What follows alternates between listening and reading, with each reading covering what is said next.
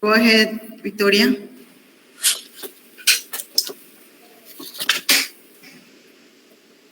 Shall I start? Yes, please. Good afternoon, everyone. Thank you for joining us today in our English Learning Symposium. Today's topic are all related to teaching.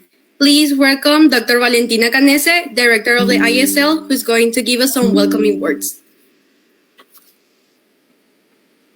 Well, welcome everybody to our 7th English Learning Symposium. This is the 7th year that we're hosting this event organized by our students and faculty as part of our university outreach. It is with great joy and pleasure that we are sharing with you some of the knowledge that we have. We have a really interesting program.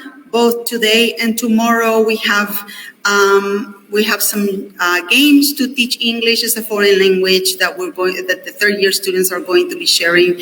Then classroom management before and after classroom dojo that also the third-year students are going to be sharing.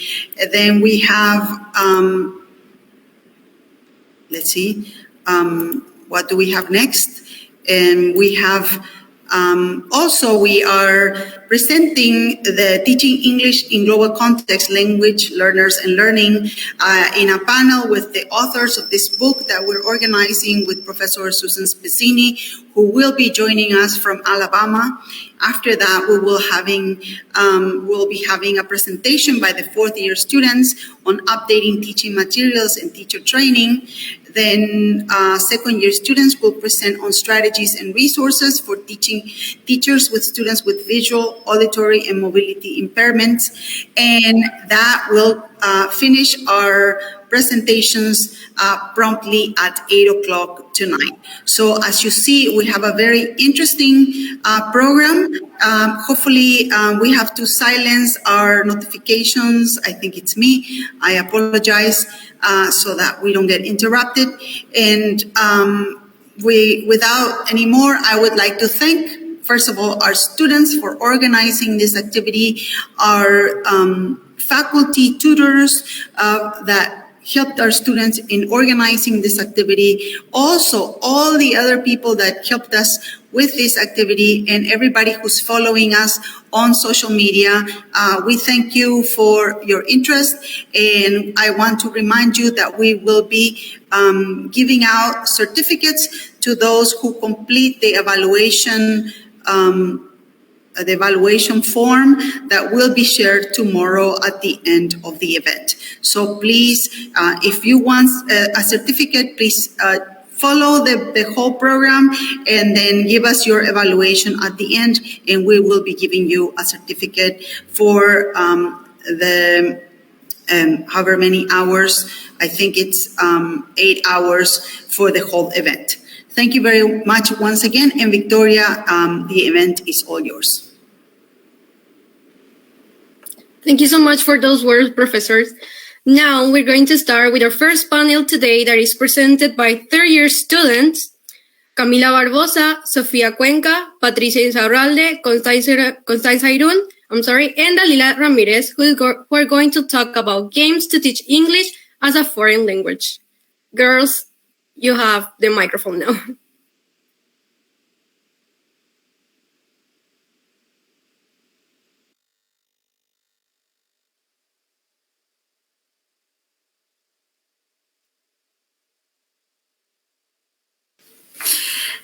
Hi, so this is Ludic Games to Teach English as a Foreign Language, or as we really like to call it, classroom games for English teachers.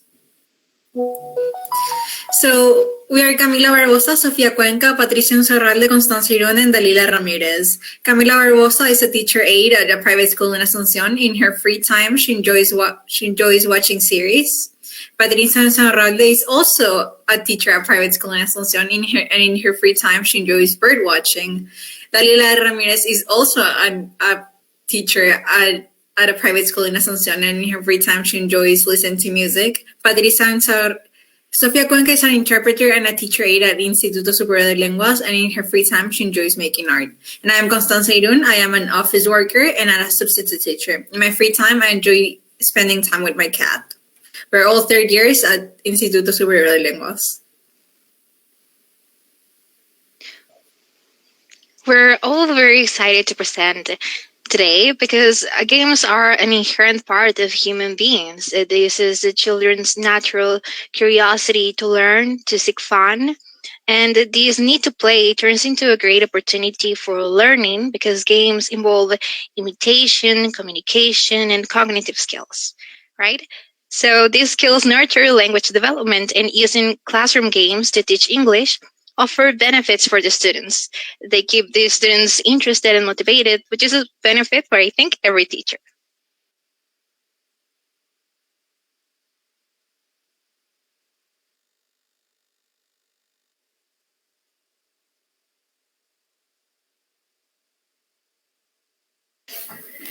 Okay, hello. Today I'm going to talk about the importance of games in the classroom. We want to answer the questions of what kind of impacts do games have on children, and how are they helpful for teachers, students, and the teaching and learning process as a whole. Not only are games fun recreational activities, but they also come with a lot of benefits. Some of them are that games allow students to build teamwork, strengthen social and emotional learning, and practice problem-solving skills. They encourage creativity and critical thinking while making learning more accessible.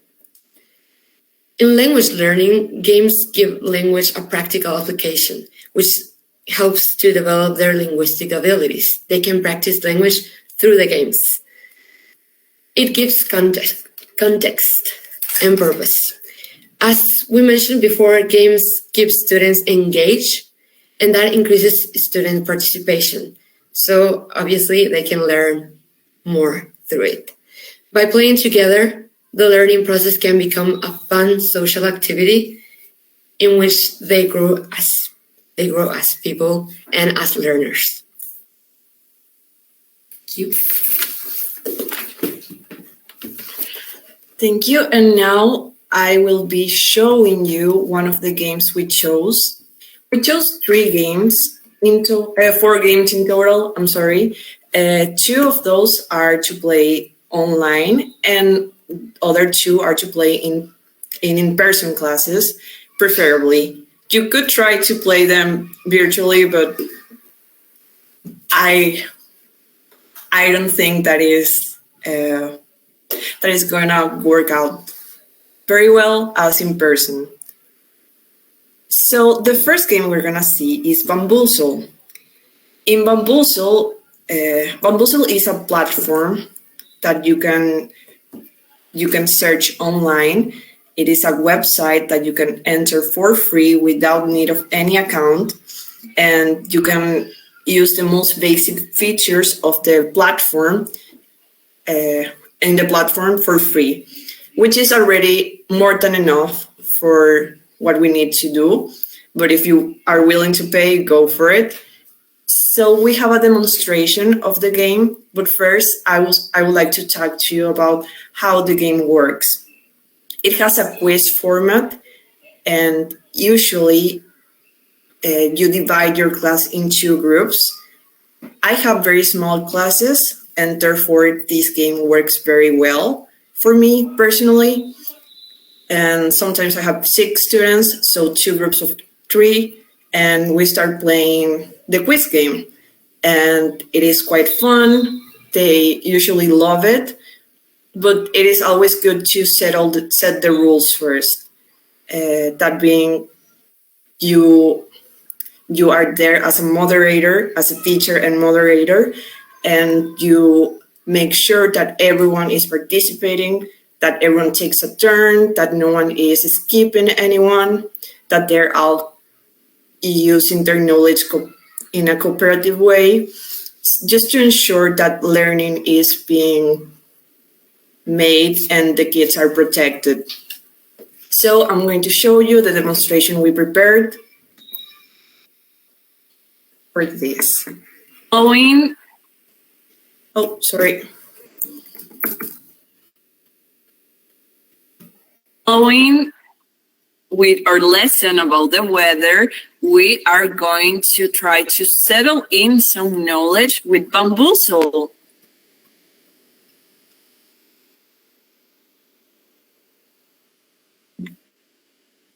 There we can find that thousands of games of very different things. Tell me about yourself, getting to know each other, a great icebreaker for speaking activity. That is great. Since today we saw the weather, we're gonna search for that. You can even specify your search by selecting a language and selecting the most popular games or in alphabetic order. It is up to you. We are gonna skim through all of the options we have in the library. Oh, I like that one. Okay, then. Since I have chosen this one, I press play here and then bamboozle because it's the free option. Then teams of 2 and classic. Let's go. Okay, team 1 and team 2. Team 1 is gonna be Coti and team 2 is gonna be Patty. Coti, which number do you choose? I want 7. 7. Let's go with 7. You win 20 points! Yay! Okay, Patty, which option do you choose? I want 8. Number 8. What is this weather like? Oh, today is really, really hot. Oh, it's English, right? What would have been better? I think that's a hot weather. Wow, yes! Nice, Patty. You get 15 points. Coti? I want 11. 11. What's this weather like? Cloudy. Cloudy. Yes! Patty? 12. Number 12. What is this weather like? Oh, I know that one. Sunny. It's sunny! Great. Coti? I want 14. 14. You give points to team 2. Which one do you give? 5, 10, 15, 20? 5. 5. Okay. Thank you, Coti. Now it's your turn, Patty. Number 2. Number 2. No points. I'm sorry. But you got Cotti's points. Patty? Number 6. 6. Let's go with 6. Double points, Patty.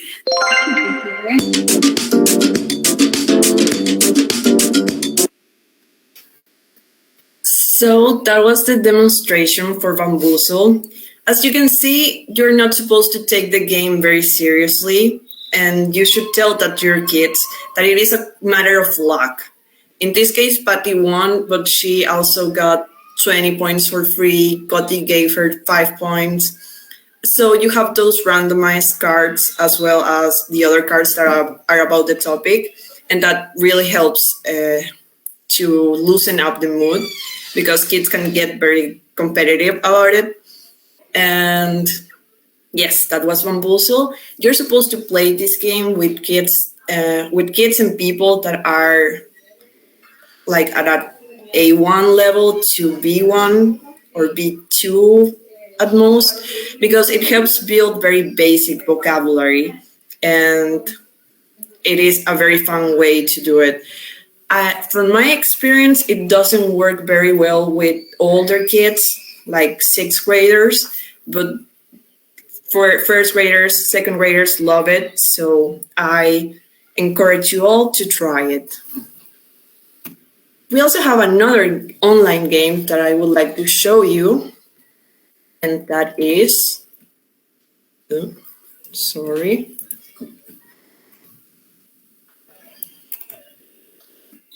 That is word wall. So word wall. Word wall is a personal favorite of mine and the students as well, because they like to, because the kids are, I'm sorry, because when you are in the classroom, sometimes it happens that some of the kids already finish and some don't. So in order to keep those kids occupied, it is always nice to have this little resource at hand where they can go and play with it and use it to enhance their vocabulary or anything that needs practice, because WordWall has so many options in which you can create a game. You just have to put the information in the platform and it creates the game in the templates they already have. And it is super easy, super useful. And also you can use it with your kids in the same way as Bamboozle. You can make your students make groups and they each do a quiz, do like a quiz format of game. And I am going to show you what it looks like.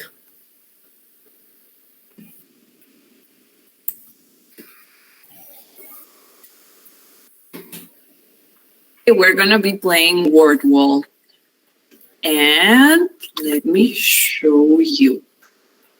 Okay, so this is the platform of Word Wall.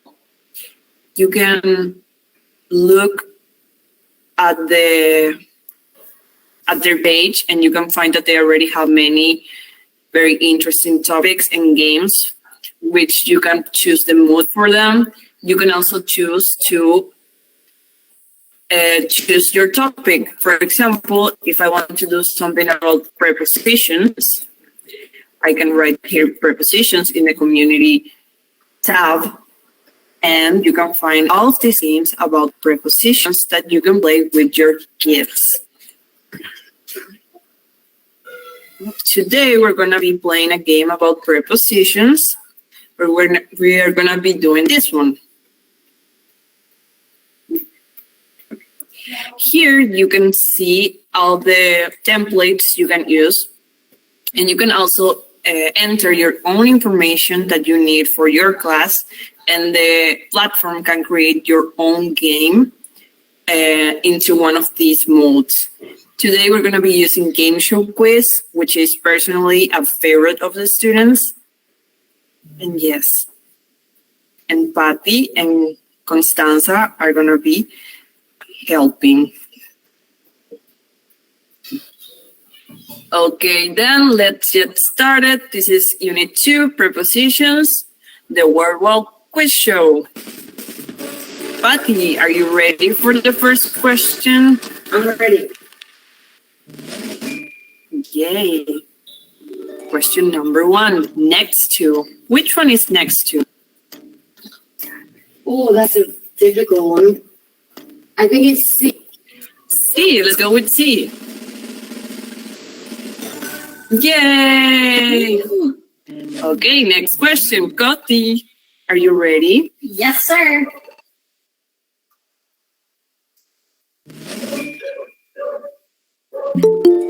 Under. Which one is under here? I think it's C. C, let's go with C.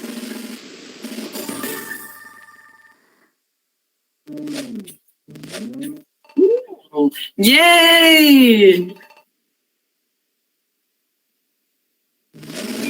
Question number 3, Patty, would you like to use one of the extra bonus time we have here? Yes, please. Extra time, yeah. Then, which one is in? I think letter C. Letter C. Let's see. Oh, but that's okay. We are here to learn. It was A. Bonus round, Cody. You get to follow very carefully the card you want.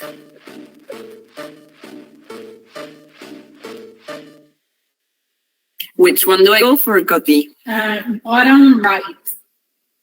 This one? Yeah. Extra time! Yay! That's super useful. And now you can choose to use your extra time, eliminate 2 options, or double your score. I want to double my score. Okay. On. Which one is on? It's A. Let's see. Yeah, Cody! Wow.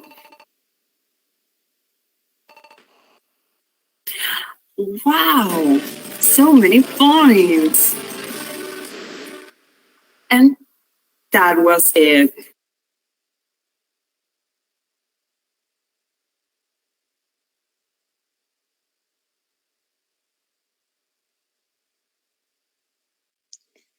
Dalila, you're on mute. I'm sorry. This is only one of the templates that you get to choose from this platform that is completely for free. And all of the games are created by fellow teachers and educators. So that is also amazing. And something I really like from this game especially is that although I did ask Patty and Cody separately the questions, at the end of the game, they were still only one team and they won as a team. So that score they did together. And I think that is the point with all of these games, that it helps build a sense of community inside of the classroom. And it can be very interactive and make your overall class very entertaining. I also really like that that it has this, you see these bonus cards and that section of picking a card. Well, those things might seem normal to us, but for kids, they love that. They love to see it, and it makes your overall class and all of your teaching more entertaining. So that is amazing. And yes, that was the Word Wall Quiz Show.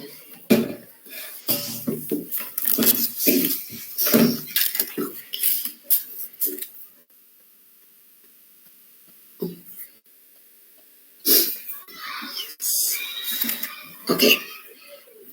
And now we have one of my favorite games, actually. The game I'm going to show today is called Four Corners. There are multiple versions of this game, but the one we will share today is recommended for levels B1 and C1, as the learners will be expected to understand prompts and debate over them and their opinions to their classmates. And in this variant of the game, each corner of the room will be labeled as either agree, disagree, somewhat agree, and another alternative idea or a different opinion. And the teacher will make a statement to which the students will have to agree, disagree, or have different thoughts and opinions about it that they would like to share with the class. And they will have to move to the corner that aligns the most with their personal opinion, whether that be agreeing, disagreeing, etc. After they do that, the teacher will select a student to defend their stance and expand on why they chose the corresponding corner, why they chose to agree or disagree with the idea.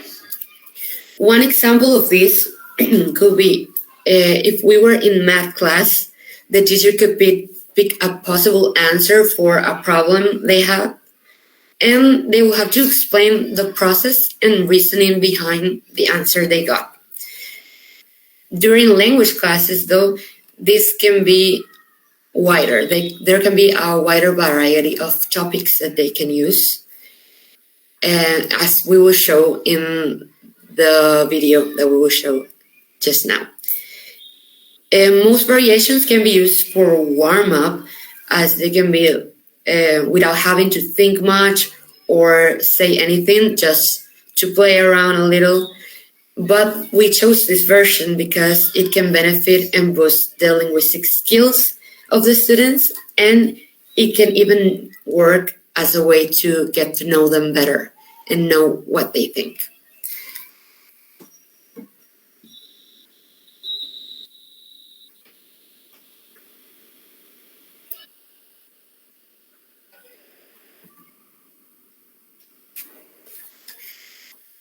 So as I say, touch your nose, touch your head, touch your belly, touch your shoulders, touch your knees.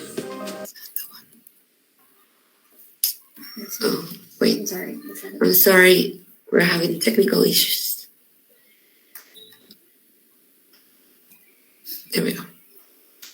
Being a student is better than being a teacher. Does anybody want to defend their opinion? Okay, so being a student is the worst because you have to sit still all day, you don't have freedom, and you don't get to play. Thank you. I somewhat agree because being a teacher has its pros, but you also have a lot of responsibility. But being a student can be boring, but you can also have a lot of fun. Thank you. The world will be better without bugs. Okay, does anybody want to defend their opinion? I somewhat agree because I love some bugs, but also mosquitoes are bugs, and yeah, no, I can't agree. Okay, thank you.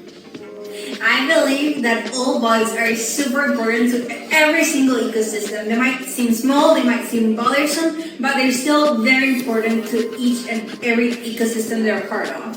Thank you. Okay, so I need to clarify that those weren't our personal opinions. It was a demonstration of what the students might want to say. They could be rather silly sometimes, but we are still learning. This game is really good because it promotes good listening skills, as the students will be expected to pay close attention to the prompts that they are given and to their classmates' arguments.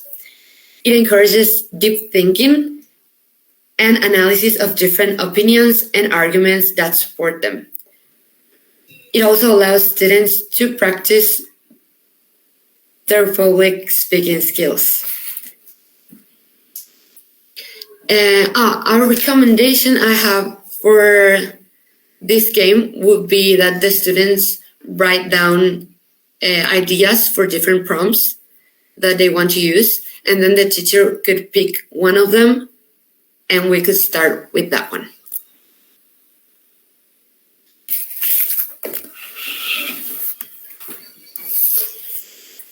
So now we're going to move on to our last game. The last game we have for today is to be played presentially too. It's a variation of a really known game called Simon Says.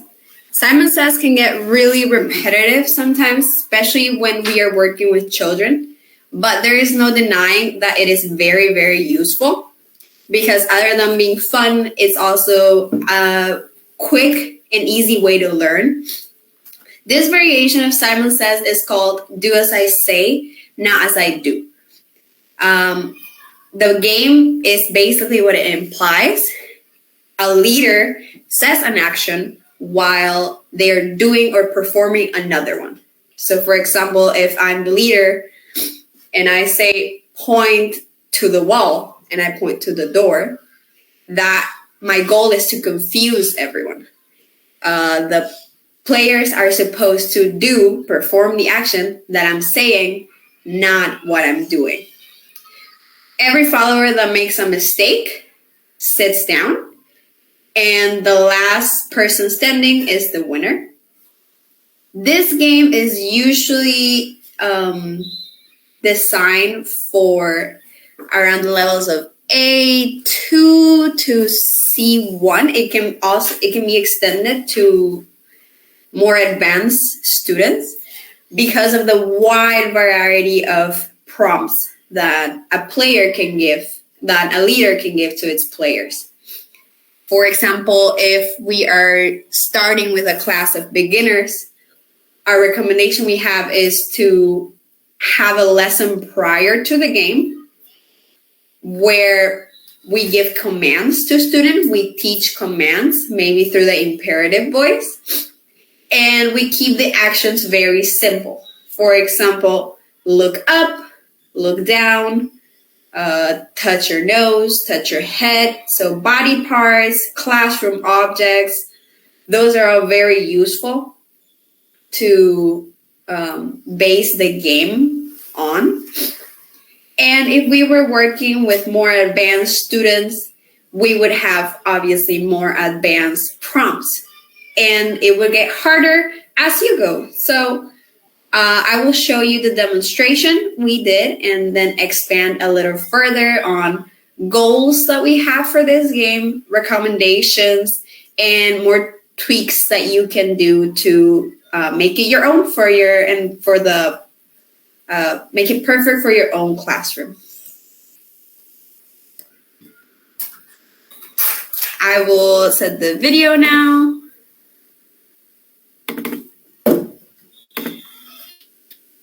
As I say, not as I do. Touch your nose. Touch your head. Touch your belly. Touch your shoulders. Touch your knees. Touch your toes. You love it. Touch your shoulders. Point to the wall. Point to the door.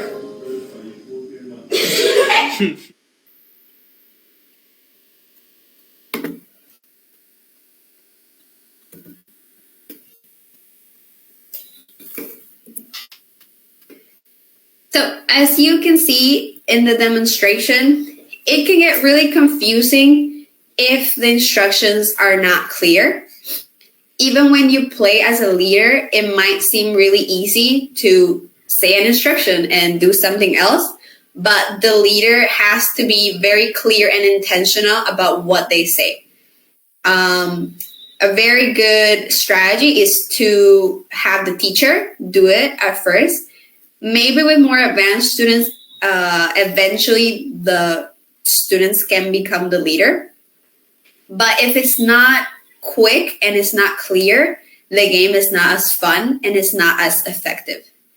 The biggest recommendation we have to use this, for example, in a lesson plan, would be to use it with the imperative voice, maybe when introducing it to a B1 level class or maybe a B2. It's really, really ideal to know the phrases first. If the students know what they're expected to do, if they have the instructions clear, they can succeed in this game. Another recommendation is to have the participants be looking at the leader at all times. Yes, that makes the game harder, but that's the point. Because if they were to close their eyes and just listen to the game, it's a bit like cheating, and that's not the point of the game. Some of the goals or objectives that this game has are to develop the students' listening skills and their ability to follow instructions. This is super, super useful with elementary kids that are starting their elementary school life.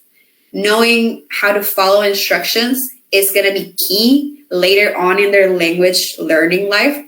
So this game can be played like as a warm-up or as a way to end the class so they can get used to developing that skill.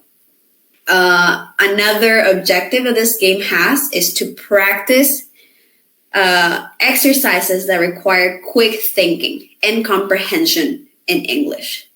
So you need to listen, but you also need to understand what is going on. If a learner is not fully understanding the instruction or the action that's being performed, they will not be able to play this game. And it's really useful to have that quick thinking, like, oh, my teacher or my leader said this, I understand what it means, I can do it. The last objective this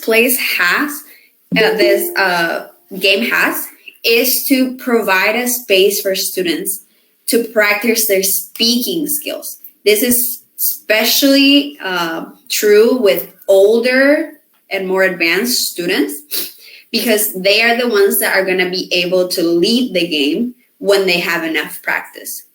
They will be able to practice their speaking skills by giving instructions to their peers.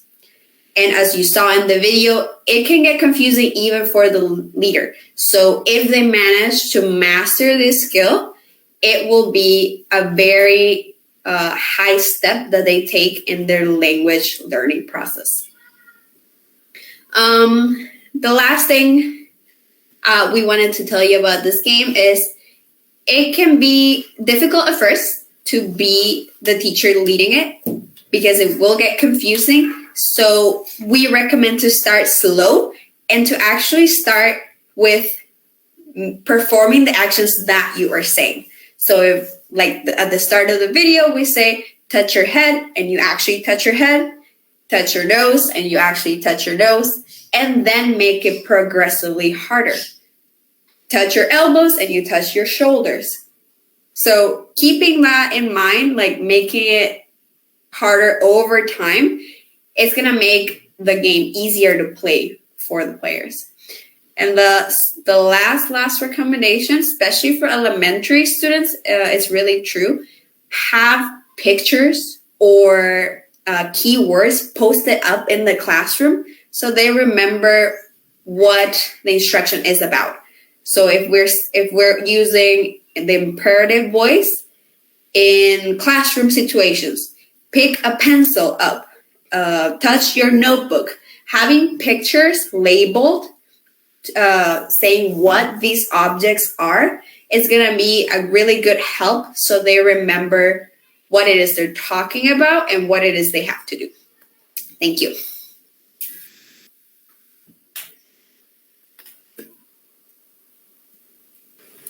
We also have other games to recommend to you that can be played actually at all levels with certain adjustments, of course. A lot of them serve as warm-up games and ways to end the class. This part of the presentation won't be as in-depth as the previous parts, but here's a little overview of the rest of the games, or recommended games. So Flipgrid is really a platform where kids and teachers can upload videos and answer questions, and they form online groups where students express their ideas asynchronously in short video, text, and audio messages. Mentimeter is also a tool that allows presenters to include polls, multiple choice and open-ended questions, quizzes, and skills that audience members can interact with live. It helps with skills like communication, collaboration, and critical thinking. Gartic Phone, on the other hand, is a collaborative creative game where students can draw and write with traditional teléfono cortado game dynamics. It encourages creativity, collaboration, and social skills. Quick Draw is an online game developed by Google that challenges players to draw a picture or an object or an idea, and then using artificial intelligence, it guesses what it's supposed to be. The set game is a pattern recognition game focused on fun, perception, and challenge.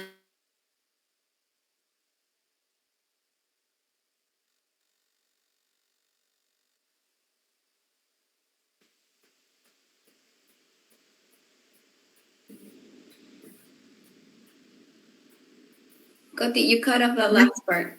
Okay, so Set Game is a pattern recognition game that's focused on fun, perception, and challenge for players, and it can be played by people of all ages and be played online or offline. So in person, we have 99, which is a math game based on addition. Each player puts down a numbered card, and they put it in turns, and the one who gets closest to 99 is the one who wins. It's closest to 99, but not over 99. And Jeopardy has a quiz show format in which contestants are presented with clues in form of answers, and they have to give their response in form of questions. So the more difficult the question / answer, the higher points you get. Scavenger hunt is a search game where students look for objects in a specified place. It could be classroom objects and vocabulary words or anything really. It can be played inside or outside. It's up to the teacher. Charades is a gesture and acting game. One person gets a word or phrase and then has to act it out and use gestures without making any sound for other people to guess the word. And Copycats is a game where participants spread out across the room and secretly choose one person to mimic. Since they're all mimicking each other, basically, they all have to do similar movements. And everyone is doing vaguely the same things. And like I said, this was just a brief overview of our recommended games that we also found interesting. Thank you, everybody. Today we saw the games and education process. It calls for us our innate inclination for playfulness and fun. But children is especially interesting, I think, as it uses enjoyment and the curiosity that games produce for language learning. Play and education both create an environment for communication which nurtures the growth of language skills. And games like Four Corners nurture language creativity, listening, speaking. Games like Do As I Say, Not As I Do, on the other hand, they develop language listening skills and also motor skills, I think. Using games in the English classroom proves to be a powerful strategy as it reaps the benefits that extend beyond the realms of conventional teaching methods. And with games like Bamboozle, platforms at Wordwall, we use this children's interest and curiosity that they have in both games and technology together in order to develop these language skills, right? Games are very effective as they not only enhance this language development and help practice these cognitive skills, but they also sustain the students' interests and motivations. We highly encourage teachers to incorporate games in their English classes. We're sure that they will notice specific changes in their students' language learning and also making them more excited about classes. We hope that you found value in these classroom games. If these games are new to you, we hope that you consider using them in your classes so you can see the positive influences they have on students. And if you knew these resources already, we hope that we've given you a new perspective on them, maybe new ideas on how to use them, and maybe know for which skills to use them. And nevertheless, we thank you all very much for listening to us and watching our presentation. Please have a nice afternoon and keep enjoying the symposium.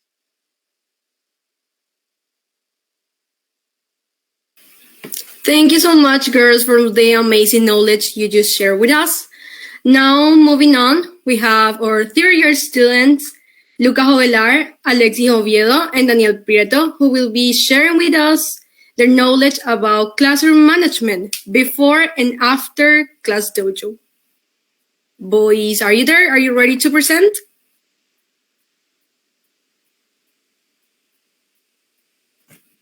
Okay, I can see Alexis. There is Lucas. Nice. You can start whenever you're ready.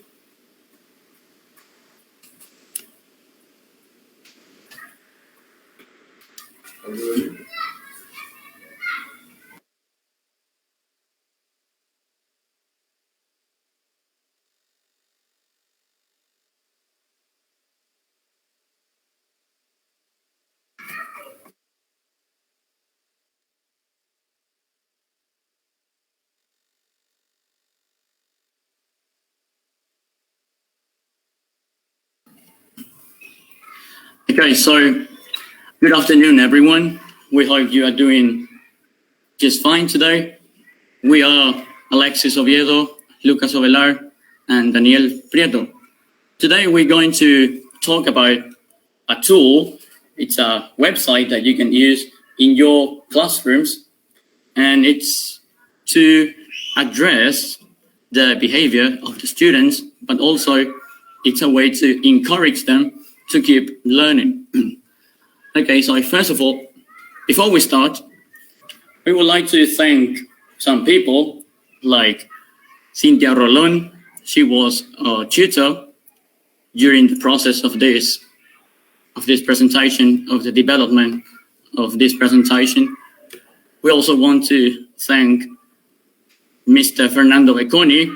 He is a coordinator at the private school where we work. Lucas, Daniel, and I, we work in the same place. And so it was Mr. Becconi, the one who introduced us to this platform. Okay, let us begin, first of all, with the problem.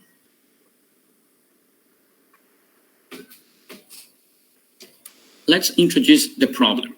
So maybe, like me, maybe also you struggle a bit, or perhaps a lot, with classroom management. This is normal in primary schools.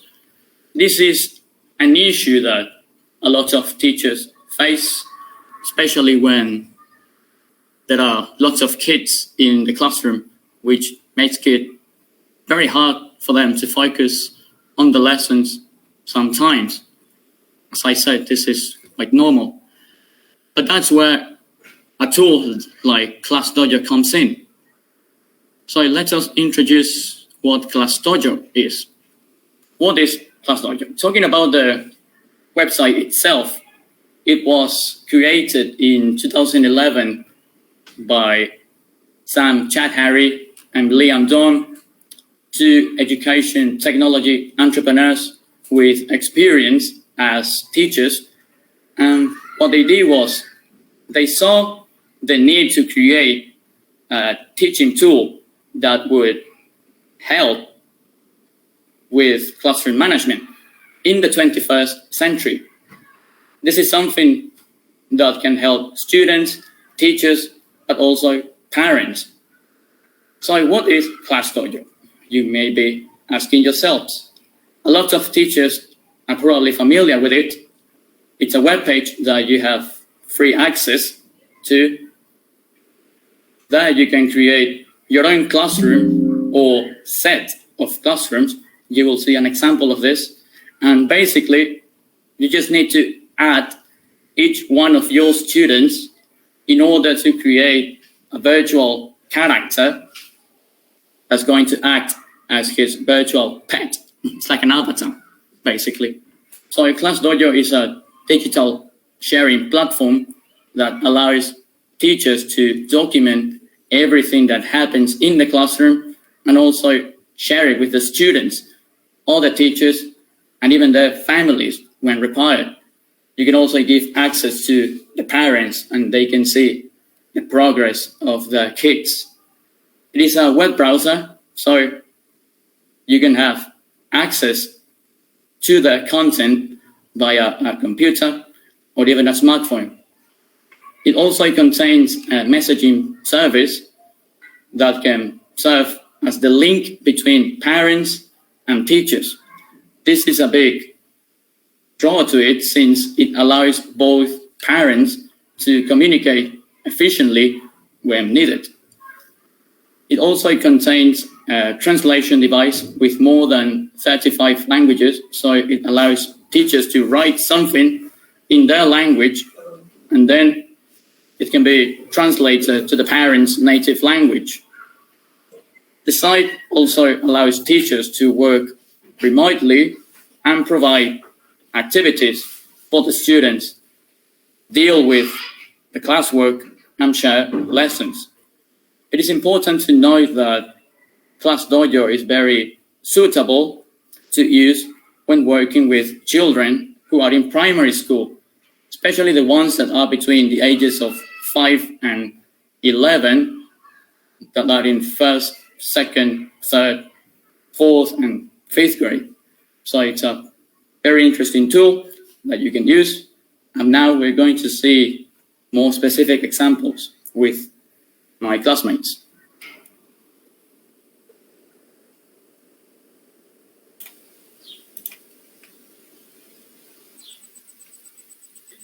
Well, good afternoon, everybody. This is Daniel Prieto, and I will continue the presentation talking about the way we can use Classdojo. So, for starters, you create your classroom or classrooms if you have more than one. You put all the names of the students separately, and if needed, you can divide them in subgroups. This is what we do at school since we have teams.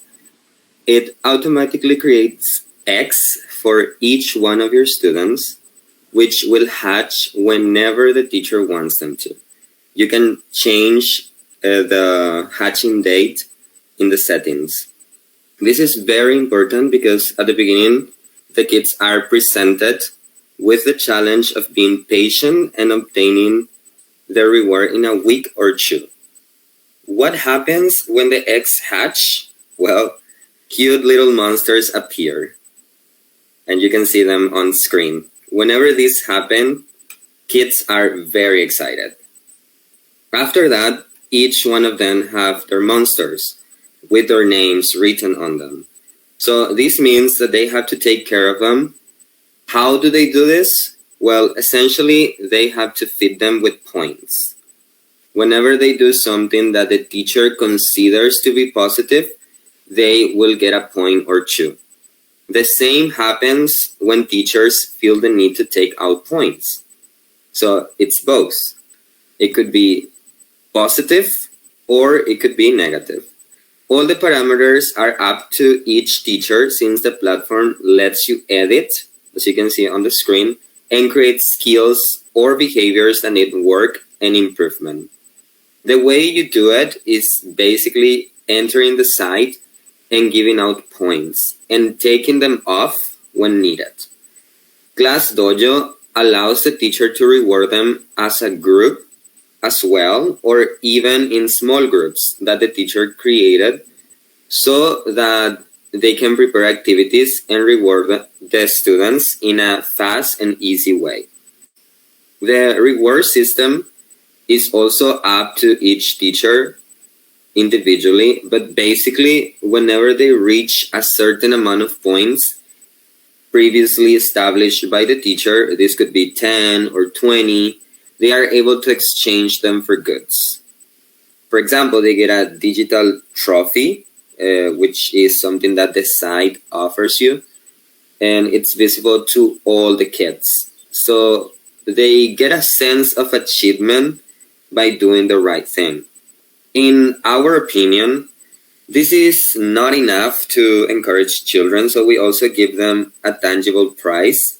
In this case, a sticker, for example, and we've been giving really cute stickers in the last couple of months, and students absolutely love them.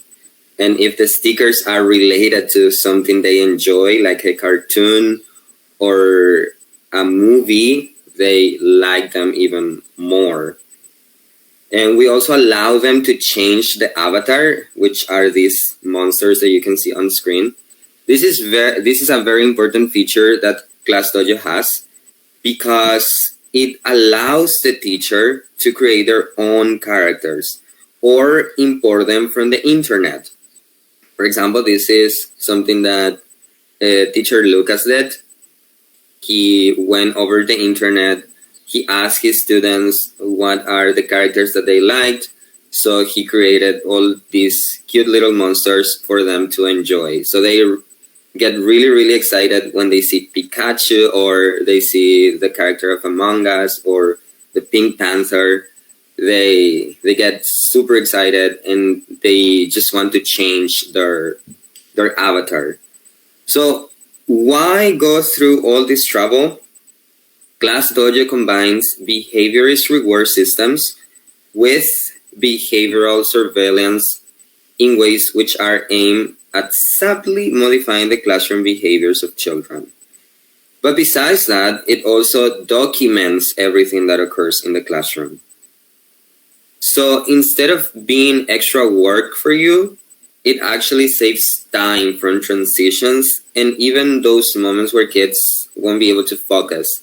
So it's really worth it. Now we're going to show you an example of how to use it and some features that are available on the site as well, besides the point system that we mentioned before. So my classmate Lucas Ovelar will take care of that part. And thank you. Okay, thank you, Danny. So good afternoon, everyone. Now I will show you an example of how to use it. So first I will show the features. There are some features that are very useful that the site already has. Like for example, the timer, or even there has a noise meter. There's a thing that says think, pair, share. There's also group maker. And I will show some of them. One that I usually use is the timer. You have a countdown and even a stopwatch. So, for example, the way I use this is I put the timer on the screen. I use this big screen with the kids, so they can see that whenever they see this, they have to be quiet and behave. And if they do that, they will earn a point for being quiet, for example. Also, you can use a stopwatch to show them how much time they are losing, for example, during transitions or something like that. Another cool feature that the site has is that it's called Group Maker. Basically, whenever you have to create groups, you don't have to do that anymore. Just put here, like, of course, this site has all the students, so just put how many students you want in each group, and it just randomly selects the students. So like nobody will be saying that it's not fair or anything because it's just selected by the computer. Also, another feature that is incorporated in Classdojo is music. You can use this whenever you want them to focus because there's music that comes with Classdojo. It's just instrumental music, but it's really cool and effective. And you have also another thing that says active music, which is whenever you are playing games, active games with them. And I will show some examples, like in real time, so you can see it. So now we go to the site. So you can see. So here you can see it. This is this is a class demo. It's not a real class, but just to show you. As you can see, these are fake names, of course. So for example, let's say Beyonce was cleaning the class. You saw her cleaning the class. So just put a point for cleaning. Or even, I don't know, let's say she was participating during the lesson. So you give her a point for. And as teacher Danny said, you then can exchange this for goods. Like for example, let's say this good, it's worth 5 points. Let's call it sticker. You put redeem. And there you can see the trophy, the virtual trophy that teacher Danny said. And that's it. Whenever this happens, kids are really glad this happens. And here you can also see the negative features, the ones that need work. Like for example, let's say they are distracted, or they are not keeping their desks clean or organized, or even they are standing during the class. You can always take points out of them. And this is up to the teacher, so they can basically create their own system. In my case, I just put there's a goal of achieving 20 points. Whenever they achieve 20 points, they get a sticker, they get a special mention, which is something that the parents can see.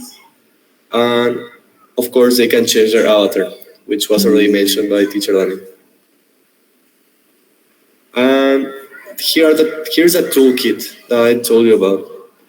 There's a thing that is called think, pair, share, where you can put a question, a very important question for kids to discuss. This works especially with kids that are in 5th grade or so, or 4th grade.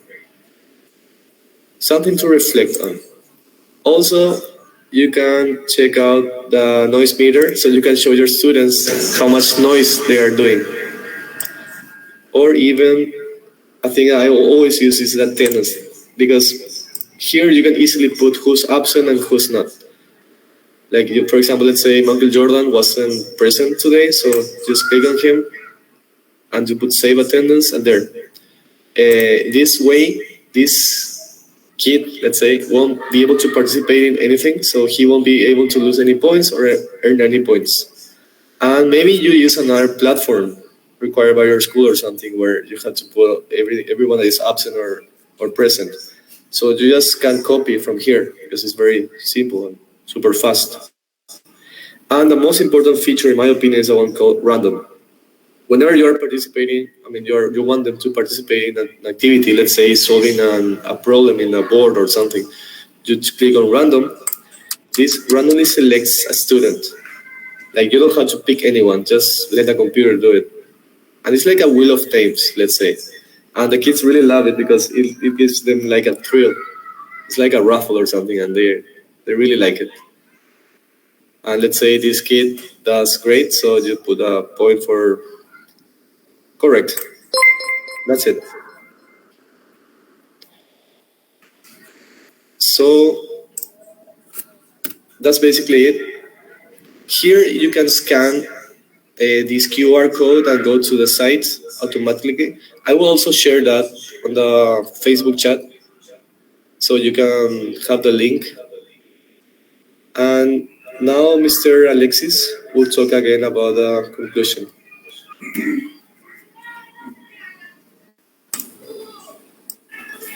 Okay, so having introduced this website, at last I'd like to mention that Classdojo is not only for the classroom itself, since you can use it in your phone, you can take it everywhere, even when you are on recess duty, or when you want to take them outside for a science lesson, or even if you are teaching PE. So every teacher is welcome to use this, and a great feature is that it also has many languages, not only English, and of course it has Spanish as well. So this is not intended to be only about the English teaching community itself, but rather the larger teaching community. It might seem like an extra effort, but it's actually quite worth it when you get to see the results, when you see the progress that your students are making. So Classdojo, once again, is free for teachers with all the features.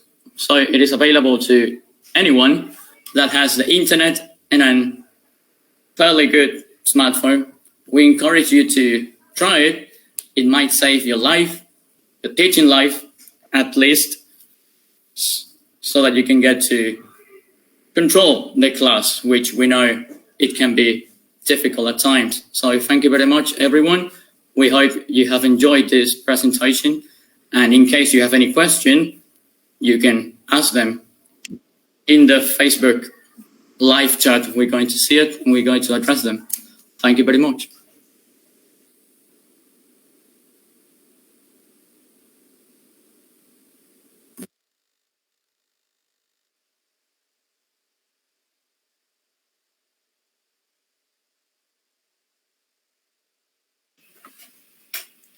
Thank you so much, boys, for the amazing presentation you just gave us.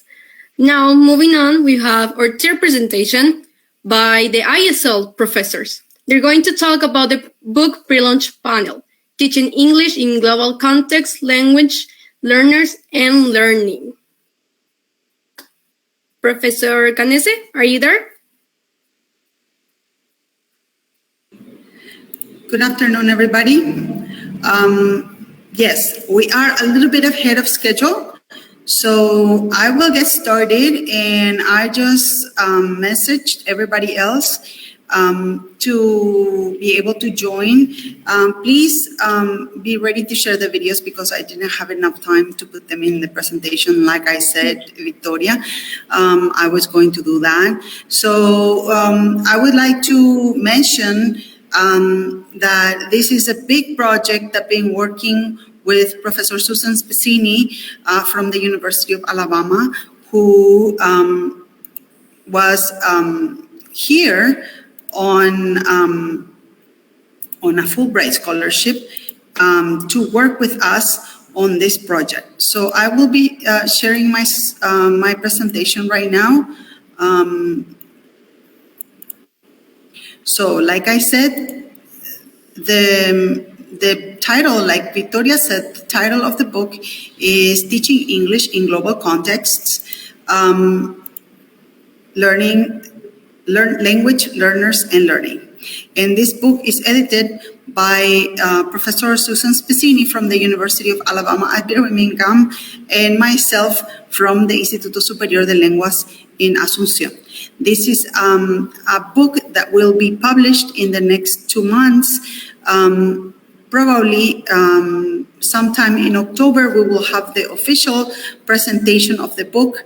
It will be an ebook accessible with as an open educational resource with Creative Commons license, so that all students here in Paraguay or anywhere else in the world can have access to this book. So here, as I said, the editors are myself. I'm the director at the Instituto Superior de Lenguas, and Professor Spezzini, who came on a Fulbright scholarship from the University of Alabama at Birmingham. Professor Spezzini is a past president of 2 TESOL affiliates. She is one of the founders and first presidents of Paraguay TESOL, and she was also in leadership positions, including president at Alabama, Mississippi TESOL.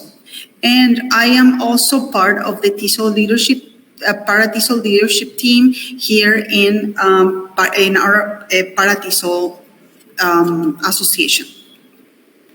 So, the purpose and the goals of this book is to serve as a textbook for any classes that are given for teacher education, either here at the Instituto Superior de Lenguas at the ISL, in the English program, in English methods classes, pedagogy, practice teaching, and didactics classes, as well as in other institutions, such as other places where they teach English to future teachers, for example, INAES, FALEVI, Institutos de Formación Docente.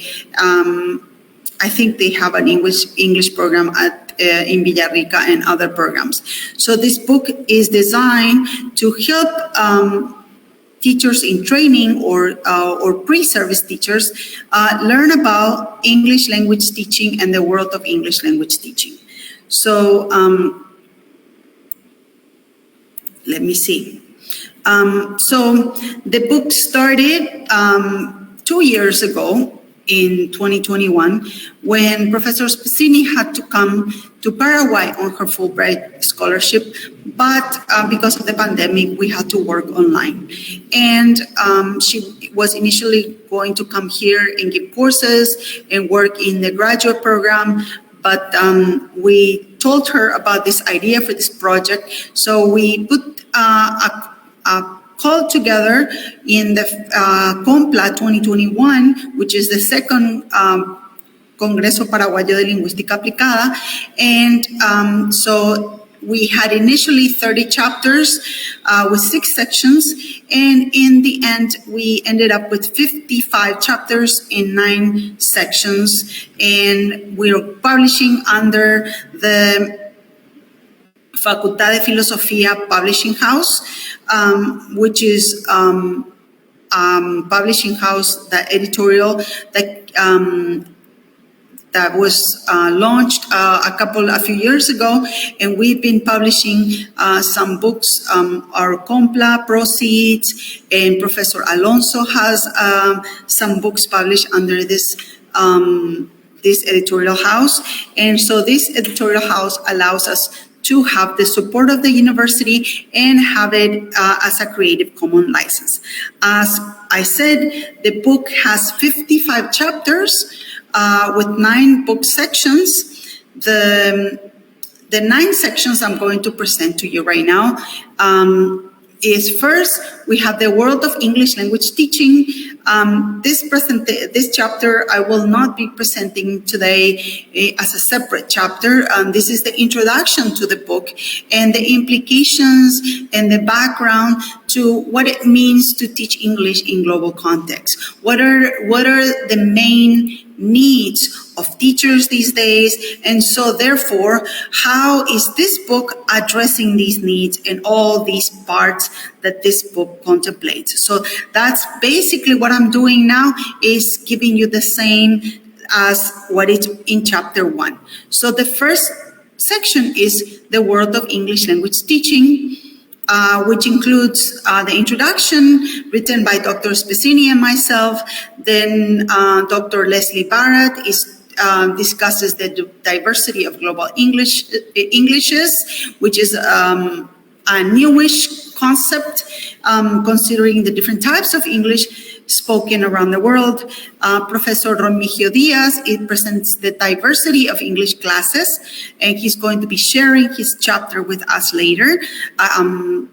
Professor Meadows from the United States shares humanism in English language teaching. Then we have Professor Montiel from the United States, discusses building relationships with language learners. Professor Mendoza from Honduras shares with us supporting learners and social emotional learning. Professors Gandolfo Damiani and Capero Chipe from Argentina share a chapter on embracing young learners. Professor Ariza from Mexico shares a chapter on teaching and engaging adolescent learners. Professor Maura Salimben from the ISL is going to be sharing about her chapter, Empowering Adult Learners for Autonomous Learning. Then we have the third section, is called, so as you see, this is all about learners. Then we go into language. So we have language learning and use. And so Karshini Lawani is going to shares a chapter on building language awareness. Professor Terol will be sharing through video her chapter on using social media to enhance language awareness. Professor Fernandez presents a chapter on explicit and implicit learning in second language acquisition, which is a psycholinguistic concepts. Then Professor Kaiser from the United States presents a chapter on designing learner-centered classrooms to promote active learning. Professor Sandy, also from the United States, discusses promoting thinking skills to enhance language learning. Then Professors Liu and Jenny Choi from the University of Melbourne in Australia present a chapter on exploring meaning through translanguaging practices. Professor Rodomachenko from Russia then presents incorporating interjections to facilitate conversational flow. Professor Christofoul from the Instituto Superior de Lenguas will be sharing today his chapter on providing feedback on learners' language output. And with that, we conclude part 3. Part 4 is about the context for teaching and learning. And in that regard, Professor Remigio Diaz will be talking about or introducing the notion of teaching of different contexts and the importance of teaching English in different contexts and the importance to take context into consideration to plan and to deliver your classes. Professor Masoleni, also from the ISL, will be sharing her chapter on incorporating inclusive education practices in English language teaching. And then we have other chapters by other international authors that discuss Professors Crosby and Carter, creative and English language teaching classroom community, Professor Gracia Mendoza, connecting student interaction with classroom management, Professor Buckley S. from the United States discusses strengthening communication through classroom discourse. Professors Hubbard, Foss, and Strawn discuss integrating technology in language classroom. These are from the United States. Professors Gretseva and Siraknova from Russia discuss teaching in virtual and hybrid classrooms. And finally, Professor Harshini Lawani discusses preparing to teach through effective lesson planning. So this is all about the context of teaching and learning and the importance of taking context into consideration. Part 5 discusses content and language integration. And then here we have all of our local authors from the ISL and from other institutions, including FALEVI, who will be presenting their chapters today. First, Alberto Roca will discuss counterbalancing content and language integrating language learning. Fernando Esquivel will present implementing actionable gamification design in English language teaching. Professor Carolina Ortiz, who's a co-author with Professor Estael Ruffinelli, will talk about teaching English to young children through authentic literature.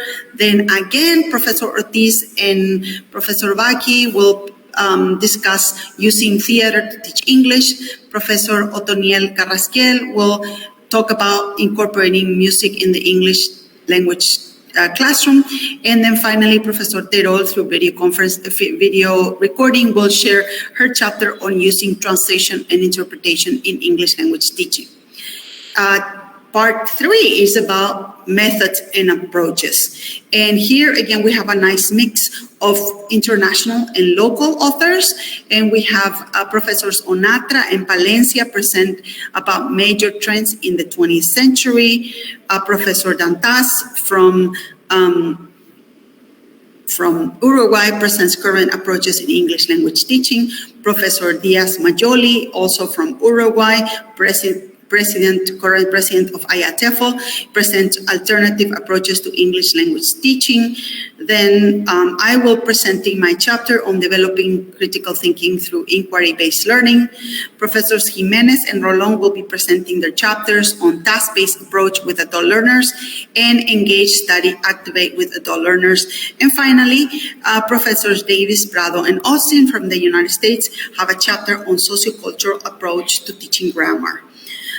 Part 7 is about teaching strategy. And here we don't have any of them sharing with us today, but here you see it's all about strategies to teach English, listening, speaking, reading, writing, integrating skills, pronunciation, and vocabulary, presented by Professors Núñez, Spezzini, Wirakova, and Harrison, Fuller, Spezzini, and Dean Fachnack. So these are all authors from Paraguay, the United States, and Russia. Then we have section 8, or part 8 is on assessment. And here we have some really big names in English TESOL assessment. Professor Kuhlman, who's a retired professor from San Diego State University, talks about gives an introduction to language assessment. Professor Diaz Majoli again presents a chapter on authentic assessment of, for, and as learning. Professor Elena Núñez presents international frameworks to assess language. And finally, Professor Jimenez, e-portfolios to assess language learners. And finally, part 9 is about career development and enhancement. And here we have, again, 6 chapters on developing intercultural competencies by Professors Rojas, Castañeda, Mosquera from, I think they're from Mexico, I'm not sure, some of these, yes. And then we have Professor Sanchez and Puon, also from Mexico, observing in the transformative teaching process. And then I will be sharing the chapter on becoming a reflective practitioner through action research. Professor Salas, also from Mexico, doing research in the ELT undergraduate classroom. Professor Pineda from Colombia will be presents a chapter on promoting collaborative professionalism among pre-service teachers. And finally, Mark Algren, former TESOL president, closes the book with building and engaging with your professional community. So as you see, we have our wide array of topics organized in 9 important parts, and we have a wide array of authors from 9 different countries, including, as you see, Argentina, Australia, Colombia, Honduras, Mexico, Paraguay, Russia, Uruguay, and the United States of America. And within the United States, we have 9 different states represented. So after this, hopefully not too long introduction, and we're still in time with the beginning of our schedule beginning, I will begin sharing my chapters, and it's a little bit backwards. I have chapter 52 first. So what does it mean to become a reflective practitioner, and how can action research help? And this is the purpose of this chapter is shows how conducting action research to identify and investigate problematic situations, formulate action plans, and implement this plan by collecting and analyzing data and then evaluating actions taken. So this is what you will learn in this chapter. And also you will learn about becoming empowered through action research by participating actively in the decision-making process about your own practice. And finally, you will learn about the importance of sharing the results from your action research with others to contribute towards the continuous improvement of your educational community. So this chapter is about becoming a reflective practitioner and how action research is a really important tool in this process. So then the other chapter that which I contribute to the book is a chapter on developing critical thinking through inquiry-based learning.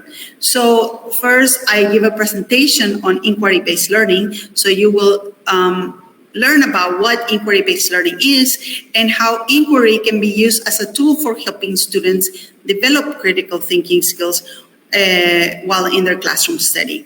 So you will learn about the steps of the inquiry process and how to apply this to promote critical thinking skills. And so also learn about critical thinking, what it is, and strategies for incorporating inquiry into your lessons to help your students think critically about the language they're learning, and also by doing so to learn this language more effectively. As you know, these days, critical thinking is a very important aspect that we need to develop in this era of disinformation and over information. So after this, I'm going to stop and I'm going to give the floor to Maura Salimben. I don't know if Maura is here. I think she is already here. So Maura, the floor is all yours. Thank you. Good afternoon, everyone. So I'm going to present my chapter. I'm going to talk in the book about empowering adult learners for autonomous learning. So this topic has been researched a lot, and they found out that learning autonomy is not innate and it needs to be acquired. And that's why we as teachers need to teach our students how to be autonomous, especially adults. In the book, we are going to mention that there are some activities that assist learners with the benefits of becoming autonomous learners. And also there are some dimensions that we need to consider, like, for example, the learner's factors, that is the learner's attitude toward the learning process. There are also institutional factors that affect this, let's say, teaching of learning autonomy. That will be like the teaching load, for example, or administrative duties, or curricular goals, and also testing requirements. And finally, we have the teacher's factors that are related to the influence that we as teachers have over the learning process. So some suggestions are that we have to facilitate the learning environment. We need to set goals with our students. They need to reflect on the learning process. We need to promote persistence, and we need to maintain interest. In this way, students are like more motivated to keep going, and especially when we work with beginners, at the beginning they are motivated, but then when they move forward to higher levels, they tend to drop out from courses. So we can help them being more autonomous and also motivated to learn. In some countries, like in Paraguay, some students have learned English through YouTube videos, but we are going to focus on more formal activities that the teacher can do with students. There are many activities that can be done with the help of technological tools, and also activities that can be done in the classroom. And also, we're going to develop how to manage your time, considering the learning, autonomy, teaching, and also your lesson.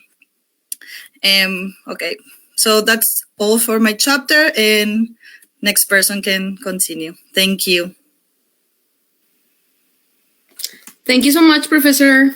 This was Professor Maura Salimben. She is a professor in the English department at the ISL. She holds a bachelor's degree in English from the ISL and a master's degree in TESOL from the University of Sydney in Australia. Now, continue, we have Professor Rocio Mazzoleni. She holds a master's degree in applied linguistics and one in neuropsychology and education. She is a professor of social linguistics and didactics, as well as the academic coordinator at the ISL and a bilingual school in Asunción. Professor Mazzoleni, you may start. Okay, thank you, Victoria. Thank you for all the people who are present and are listening. So my chapter is about inclusive education. I've been working in this for a long time. So basically, in a chapter, it's very difficult to put everything that involves inclusive education. This chapter, basically, we're talking specifically about learning difficulties. What are the ones that we find in the class commonly? I am discussing the main symptoms, okay, so as to start discussing the topic. As you know, we have different definitions, different ways of interpreting inclusivity. But the American school and the European school have some differences, but all in all, they are addressing the same topics. And as teachers, what we need is to get to observe, basically, because we are in a privileged position, because we can see the way our students are interacting, and we can describe what is happening in our class before it calls the attention of psychologists, maybe, or we can be a very helpful tool. And how do we address this in the class, like the different learning difficulties? How can we address? So in this chapter, we will be able to discuss these topics, okay, and also to differentiate, because it's very difficult sometimes to see what is this a learning difficulty, or is it a language acquisition problem? Sometimes to make the distinction can be complicated, and this chapter will help us to start discussing and start looking at these differences. So hopefully you enjoy the chapter, encourages you to read more, and it can be this chapter can be helpful in the class for you. Okay, so I think that you have to read the chapter and tell me what you think, and ask me questions or ask questions about it. And that is what we all are looking for, is the quality of the questions we can make. And hopefully this chapter will inspire you to make more questions and good questions, and to continue researching. Thank you. Thank you, Professor. Moving on, we have Professor Ignacio Jimenez. He's a professor and teaching assistant at the ISL. He received a bachelor's degree in English from the ISL and a master's degree in world languages, literatures, and linguistics with an emphasis in TESOL from West Virginia University. He is interested in materials development, formal and non-formal adult education, and the use of information and communication technologies in the classroom. And alongside with him, we have Professor Cynthia Rolón, who is also a professor at the ISL and has a bachelor's degree from the university and a master's degree in advanced studies in social education from the Universidad Complutense de Madrid. She is interested in formal and non-formal adult education and instructional design as well. Professors, you may start. Thank you, Victoria, for the introduction. Hello, everyone. Thank you very much for having us today. As Victoria was saying, Cynthia and I wrote this chapter. We co-wrote actually 2 chapters together. It was a big challenge at the beginning, but then we managed to get through it. And let me tell you a little bit about this one in particular, which deals with task-based approach with adult learners, as you may see in the title. And the rationale behind the chapter was the fact that after both of us have worked with adult learners for a while, we noticed that they don't take full advantage of language classes when they don't see the usefulness in them. So the rationale, as I mentioned before, behind the task-based approach is the fact that adult learners need to see that they are going to use the language they are learning in their classes in order to complete a program or carry on with their studies. And therefore, this approach encourages teachers to implement real life interactions or real life-like interactions into the classroom, things that adult learners can immediately use afterwards and implement in their daily lives. So in this way, the learners are going to take more advantage, complete a program, as I mentioned before, and also create their own system because they will go and practice immediately after class and see if they understood something or not and bring it back into the classroom, among other advantages that you may continue exploring in the chapter. Yes? And now I'm going to give the microphone to Cynthia, who's going to tell you a little bit more about the other chapter. Thank you very much, Ignacio, and thank you, Victoria, for the wonderful introduction. Also, thanks to all the audience. We are very happy to be here. And as Ignacio mentioned, we managed to write 2 chapters of this book. And now I'm going to tell you a bit about Engage, Study, Activate with adult learners. Now, our interest in this is because sometimes adult learners are not, it's difficult for them to really engage in the class or to find things that are interesting for them. And with Engage, Study, Activate, what we can do is we can find ways to keep their focus on the class and to keep them interested. And there are several combinations of the 3 stages that we can use and that we can go back to. So we can check their learning, we can check, we can give them more time to practice, and we can use all of this on our advantage as educators. So our adult learners also learn and get what they actually need and want from our classes. Because as we know, adult learners are different because we need a purpose.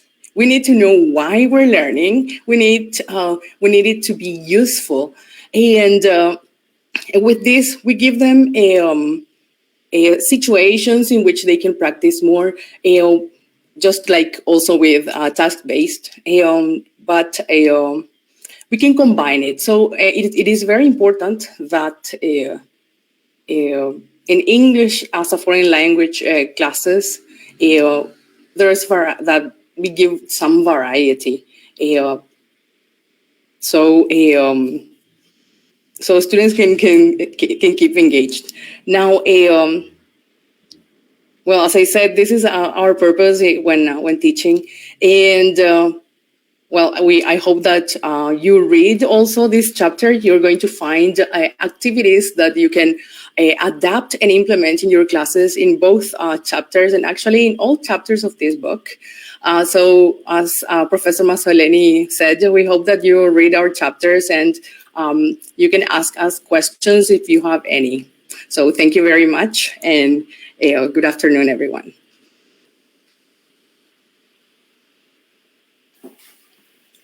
Thank you so much, professors. Next, we have Professor Remigio Díaz. Remigio Díaz Benítez is a professor at the Universidad Nacional de Itapúa, the Universidad Evangélica de Paraguay, and the Instituto Nacional de Educación Superior. He was taught various subjects such as linguistic, research methodology, pedagogy, and theories of education. He holds undergraduate degrees in English and Spanish and a master's degree in education. He is currently in the process of writing his doctoral thesis in educational science. Professor, you may start. Good afternoon. Thank you for attending this important event. So on the first chapter that we're going to talk about a little bit is the diversity of English classes. So we know that English is taught around the world, and this situation leads to different scenarios in which we can talk about this diversity. Some of the terminology that you will find in this chapter belongs to terms such as English as a foreign language, English as a second language, or English as a third language. So approaches that might give you an idea about how English is taught and what are the approaches that people apply around the world. Another terminology that you may find in the diversity of English classes is the approach of English as an additional or new language, English for a speaker of other languages, which is ESOL, and other terminology such as general English, English for specific purposes, English for occupational purposes, English for academic purposes, content and language integrated learning, or CLEO, for example, learning certain instructions, among others. So I don't want to go in detail with this because this is just a general presentation, but this is some of the useful terminologies that are needed for our profession. So this chapter will give you an idea of what are the different approaches to teach English around the world based on those concepts that we had already presented. The other chapter that we had written deals with teaching English in different contexts. So it's closely related to the previous one and includes, for example, terminologies such as K to school. So context is important when we think of teaching English, because that will determine the time-based approach, the methodology, and the technique that we're going to apply in a particular scenario. So one of the areas that we cover is K-12 schools, for example, or bilingual immersion schools, language institutes, Institute of Higher Education, or company contracted classes, hospital schools, as well as schools in the indigenous communities that also teach English, and here in our country as well. Incarcerated instructions is another topic that we cover in this chapter, as well as how to teach, taking into account class size, multicultural classrooms, for example, face-to-face classes, and virtual classes, to name some of them. I hope you enjoyed reading these two chapters that will give you an idea of the different types of English classes, as well as the different contexts in which English can be taught. Okay. Thank you very much for your attention. Thank you so much, Professor Diaz. Moving on, we have Professor Carolina Ortiz. She holds a bachelor's degree in English from the ISL and a master's in education from the University of Alabama, USA. With over 20 years in the field of English language teacher, Carolina is currently academic director at the Style Rufinelli Ortiz English Institute and teaches pedagogy at the ISL. As president and current past president of Paratisos, Paraguay's affiliate of the TISO International Association, Carolina has promoted ELT professional development across the region. An accomplished actress, she has also acted in various casts as well as directed plays and musicals. Thank you. Thank you very much. Well, thank you for attending this symposium, and I will be sharing a chapter that I wrote. Actually, I was the support of Stella Rufinelli, that was the main author of Teaching English to Young Learners, to Young Children Through Authentic Literature. And in this chapter, you will be able to discover lots of activities that you can do when you are going into the reading world, right? Into the reading chapters. So you will be able to discover lots of activities that you can do pre, while, and post reading these materials. As you can see, there are bullet points here for the presentation. You can see that through children's literature, children and teachers can help young learners connect English with content, and by doing so, increase the learner's comprehension and enhance their language learning. So these are basic objectives that we have. We have selected chapter books by Roald Dahl, by Judy Blume. They're fantastic authors that created beautiful literature for young learners. These are elementary school aged kids, and so when we're working with 4th, 5th, 6th grade kids, for example, we have lots of activities that you will discover. They are very colorful, very practical, and we really hope you take the most out of it. You also have some essential questions, so we provide you with some support in learning how to make intelligent and interesting questions so that kids can take the most out of the reading, and they can go deeper into the analysis and going deeper into critical thinking. Because critical thinking could be a very broad topic to cover, but if you go and you scaffold your activities, you go step by step and you build confidence as well. So you will see that you will learn to use chapter books to help young readers relate to literature, and by doing so, communicating in English with others. Yeah.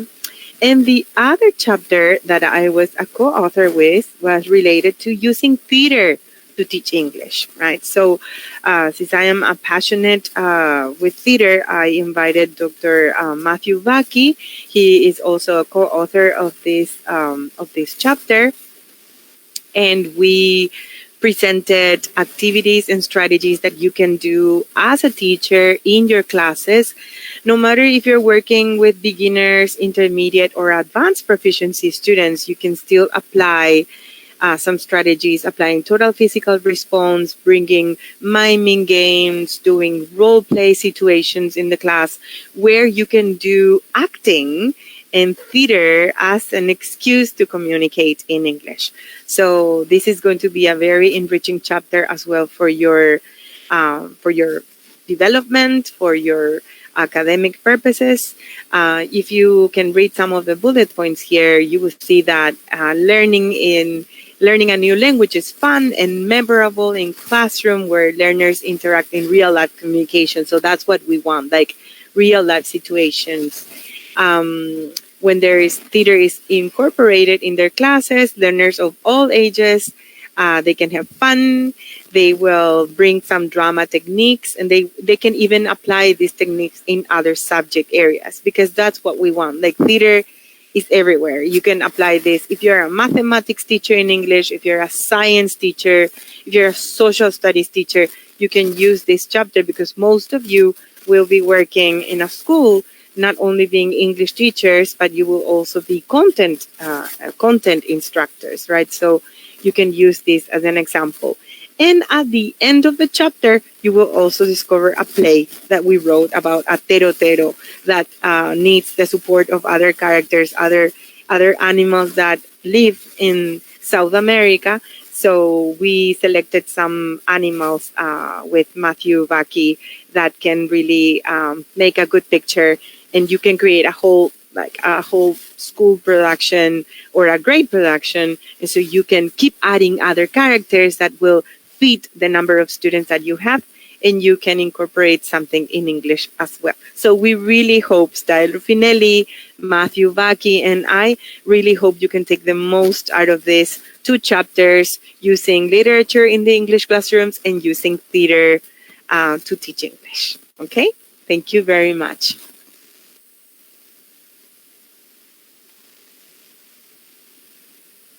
Thank you, Professor Ortiz. Now we have Professor Fernando Esquivel.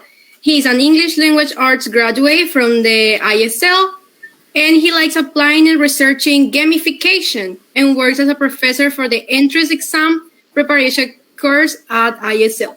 He has an extensive experience working as an FAL teacher in different language institutes and schools in Paraguay and Brazil. Good evening, everyone. Thank you, Victoria, for the introduction. Thank you, Professor Valentina Canese and Susan Spesini for inviting me to write in this awesome book. So my chapter is implementing actionable gamification design in English language teaching. So gamification is the use of game elements in non-game contexts. So in this regard, I want to say that third-year students at the beginning of the symposium presented game-based learning activities, which is kind of gamification, and another group of third-year students presented Classdojo, which is an example of gamification for classroom management, right? That I also applied when doing my action research, and with very good results, because I always thought that class participation points were kind of random. You didn't know what you were getting for points for. So in Classdojo, students get the feedback immediately, and I also noticed that by showing them what the rules are, how they earn points, they already behave better and work towards that end. So gamification. So the use of game elements. So how can we harness the power of video games in other contexts, right? So gamification is also used in other areas like web pages, and sometimes in business and training, and also in education, right? So game-based learning is not an example of gamification, because that's a tied game, so it has a win state, the beginning, end. Gamification can be a game, but can also not be a game per se. You just use the elements. And in that regard, I want to talk about what game elements are. So we have I chose 4 game elements, which are game dynamics, game mechanics, player types, and game phases. So game dynamics are all about how emotions support your gamified effort, right? So in this sense, we have narratives, relationships, and progressions. The one I focus the most on my chapter is narrative, because I think it's a good starting point for your gamification effort, right? The other one is game mechanics, the ones we actually mostly correlate with games, which are, for instance, conflict, chance, challenge, competition, cooperation, feedback, winners, losers, rewards, punishments, right? And in the book, I warn heavily about using points because another factor that I discussed in my book, which has to do with also with Maura's chapter, which is autonomy, students' autonomy, but I use one specific learning theory, which is self-determination theory, which talks about autonomy support. I'm going to talk about it later. And then I talk about player types, and in player types, it's all about player interactions, right? How the players, the students in this case, will interact with each other. And what kind of player types we have? We have the socializers, the explorers. So socializers, they're there to connect with others. So that has to do with relatedness as well. That has to do with autonomy. Explorers, they like to explore the game. We also have the killers. They want to win. They want to see others lose. Okay, so various kind of figures that we can explore while using gamification. And then we have game phases that are how you scaffold your gamification effort, right? So we have the discovery, onboarding, scaffolding, right, which will be the levels, and the end game. So what do you expect at the end? And the discovery is how you discover the game. So that's where you present the narrative, most likely. Onboarding is like you start learning the rules. Scaffolding, you start progressing, and then the end game, right? And so the theory that I paired with gamification, so is self-determination theory from Ryan and Dichi. So they argue that motivation, we cannot motivate anybody, right? So that's not how it works. If you try to motivate somebody by giving points, you end up undermining intrinsic motivation. And they also argue that motivation is not white or black, right? You don't have motivation is not intrinsic or intrinsic, it's a spectrum, right? So what you need to do is, what we need to do is to help students motivate themselves, right? Very good. And for narrative, I would say that the best way for you to use gamification in the class is to start with a narrative that you're compelled, that is good for you, and implement that in the classroom, that you feel comfortable and that you feel that your students can also enjoy. For the rest, I think it's enough. I invite you to read the chapters, ask questions, and have fun with it. That's it. Good evening, everyone. Thank you. Thank you so much, Professor Esquivel. You're welcome. Now, Professor Christian Christoffel, he's head of the English department at the ISL. He also teaches linguistics and its different branches at the ISL, Facultad de Lenguas Vivas, at the Evangelical University, and Instituto Superior de Educación, Dr. Raúl Peña. He enjoys talking about linguistics and language pedagogy. Welcome, Professor. Thank you very much, Victoria. I'm very happy to be here. Maena mi foto. In this chapter, I initially started talking about error correction techniques. And you know the process of writing. The writing process is like this. You start writing about something, but then you realize that something changes into something else. And that is precisely what happened to me.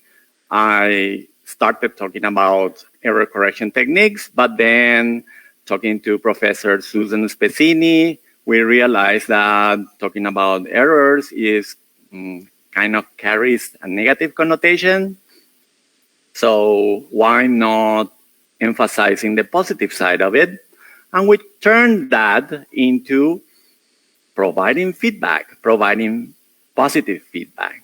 So in this chapter, you will be, because I wanted this to be super practical for all English teachers, so I really encourage you to read it. There are techniques in which you can use your hands to teach or to provide feedback, or you can use other different techniques. So I'll keep suspense then. I will not tell you which. But the chapter covers providing feedback to different age range, like providing feedback to children, to teenagers, or to adults. They are very different. Providing feedback to different levels, beginners, intermediate, advanced, totally different again. So each different technique is suitable for each different level or age. And there are questions like, we have questions like, can you provide effective feedback to your group? Do you know your group very well? How can you improve your feedback? Because we see feedback as a fundamental aspect in the learning process. And because it is fundamental, then it should be applied effectively. And that is precisely what we want. So in this chapter, I try to compile a number of ideas and ideas of my own as well. So I strongly encourage you to do that. Okay. Professor Canese, I have a question. Is this book available for everyone? Well, as I said at the beginning of the presentation, the book is coming out in about a month and a half. So it will be presented in the next, that's why it's called the pre-launch. So it will be presented in, at the end of all these presentations, I'm going to share where this book will be available, and it will be available completely for free. It's going to be an ebook. It will be open source. And I apologize.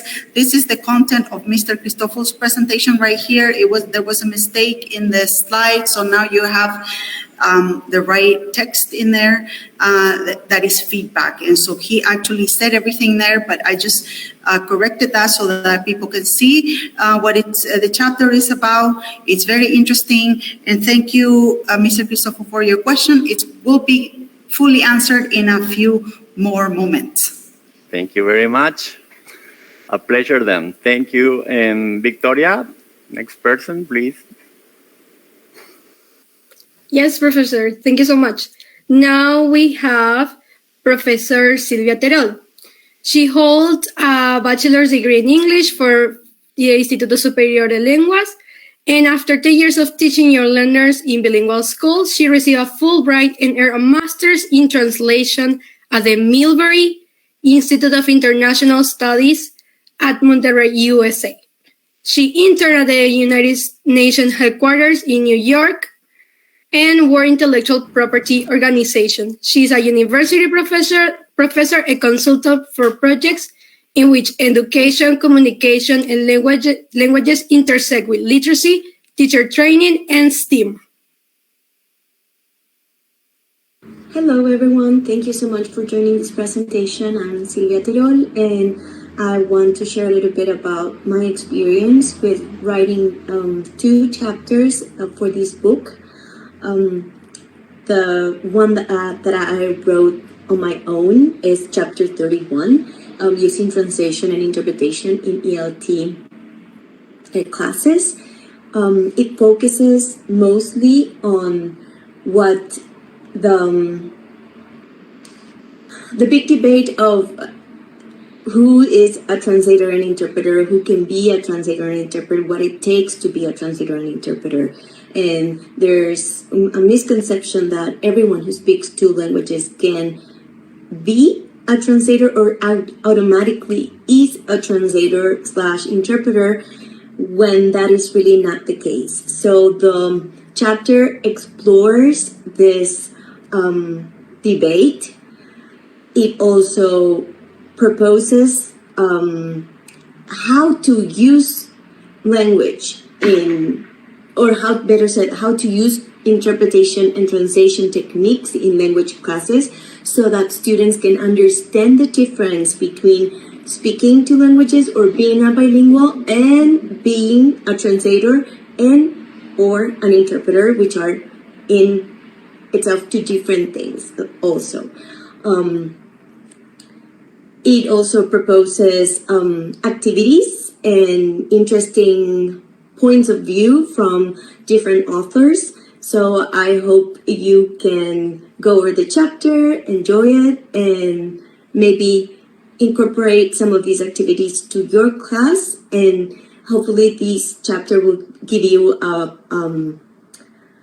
a more broad and at the same time in-depth look at what it is to be a translator and or an interpreter. The other chapter that I co-authored with Professor Jessica Amarilla, it's chapter 11, and that is related to using social media to enhance language awareness. And this was something that we used in the class that we were teaching together, written and oral communication class. And as the title, it is very self-explanatory. It gives you an overview of what it's like to use social media in ELT classrooms and how to use it so that students can become more aware of the good practices or best practices in using social media in the classroom. So I hope this is helpful and you find it interesting. Thank you so much for your attention. Hello everyone, thank you so much for joining this.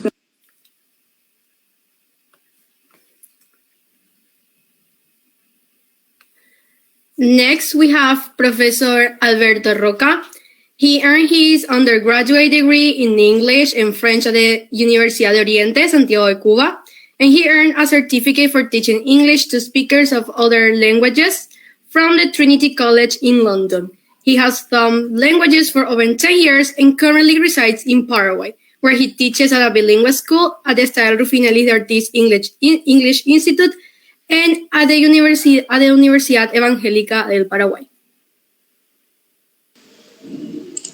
Hi everyone, it is a true pleasure to be here on this 7th edition of the English Learning Symposium of the Institute of Foreign Languages of the Faculty of Philosophy in the National University of Asunción. My name is Alberto Roca Alvarez and I'll be talking to you about chapter 26, a chapter that I wrote, which is about CLIL. The title is Counterbalancing Content and Language Integrated Learning. It is part of this amazing book you will soon have in your hands.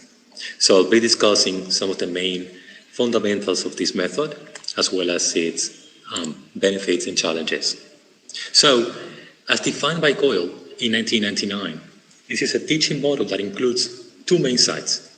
On one hand, content that can be as diverse as bio or economics, including social studies, and language proficiency by developing the vocabulary, including phrases, words, and the language necessary to discuss those subjects, that content. It is very popular in Paraguay, and as we know, a number of schools have been using it for a long time in this country. So in the USA, so in other Latin American countries, so in Asia and Europe. In this case, English is the language of instruction. Let's talk about some general information before we go into the challenges and the benefits that this model presents. Okay, there are four main pillars, as also described by Coyle in 1999. Communication, cognition, cultural awareness, content. So students progress in content in the same way that they develop language proficiency. They learn to develop critical thinking skills in order to develop the assignment to solve, the assignments and the puzzles they have in the different subjects and content they deal with. Cultural awareness, because they deal with a number of different situations that go off the boundaries of the country where the teaching is actually happening. Communication, because they have to communicate content in English, and that implies that they develop proficiency in this language. I thought of a sort of comparison, and I think that translators are to target text in the same way that CLIL is to content and language. So as translators, some of you know this exactly, we have to make sense of the source text to be able to convey its meaning in a target text, which means that we understand it first and then according to our perspective, according to our standards, and some general standards too, we transfer that to a second language in CLIL. A teacher makes sense of the content that he or she has to teach and tries to convey that in English in the best way possible so students can understand and can develop both proficiency in the content and language proficiency at the same time. So let's talk about some of the main benefits and challenges of CLIL. As mentioned before, communication, cognition, cultural development, assimilation are achieved. A giant scope of possibilities in terms of, in terms of content, taking into account all different subjects that can be taught. The use of the constructivist approach, described by Lister in 2007. However, at the same time, language accuracy is not always as high as it should be. Content usually outweighs language, hence not language precision, as said in the first point. And teacher training, as the last point, might not be ideal. Some easy, simple suggestions, I know from my side in this case, considering the challenges and the benefits that this model presents, are, in the first place, maximize professional development in specific subject areas, take or carry out language reinforcements for all the students, or mainly those students that need it, additional support with content proficiency, cultural exchanges for both the teacher and the student. Remember, it was a term first coined by Marshall in 1994. It presents a dual purpose. It increases motivation, fosters cultural awareness, it improves all four language skills and content learning. It provides a lot of benefits, but challenges too. Thank you very much.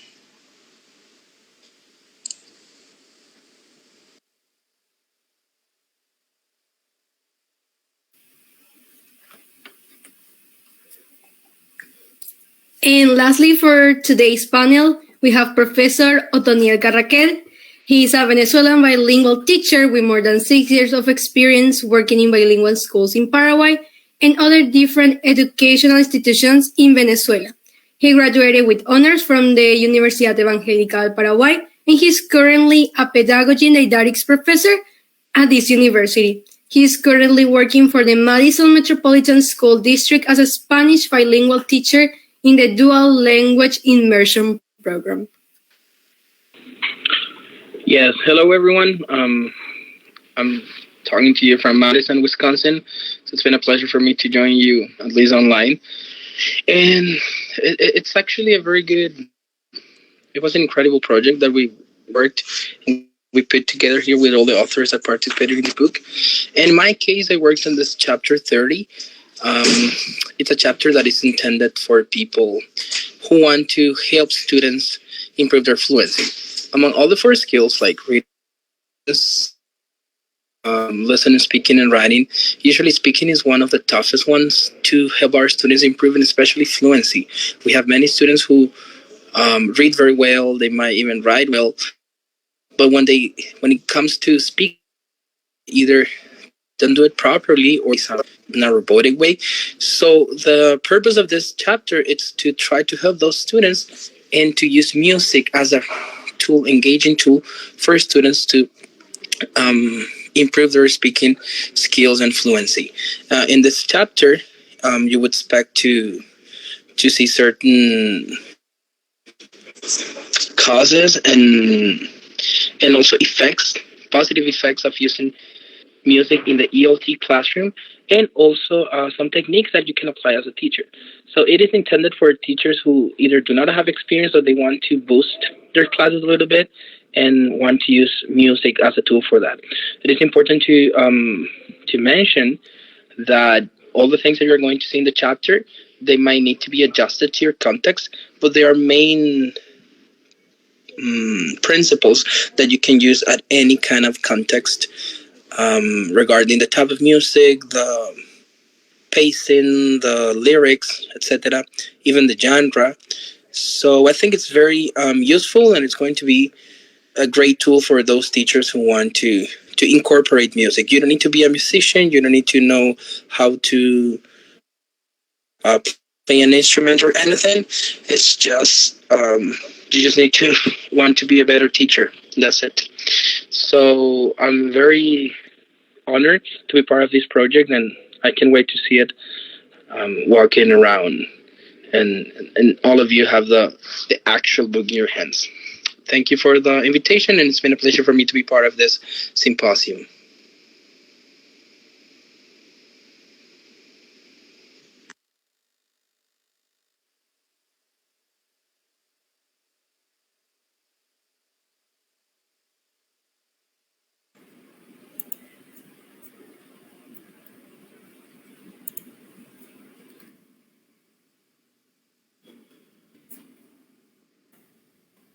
Okay, so in closing, we will have the book, like just mentioned to Professor Christoffel. The publication was targeted for July 2023, but since, as you saw, the project grew from 30 chapters to 55 chapters, we had to move the date a little bit until when Professor Spessini was here until the beginning of this month. We've been working on the final edits for the book, and now the book is in the process of being formatted, and the publication link will be posted.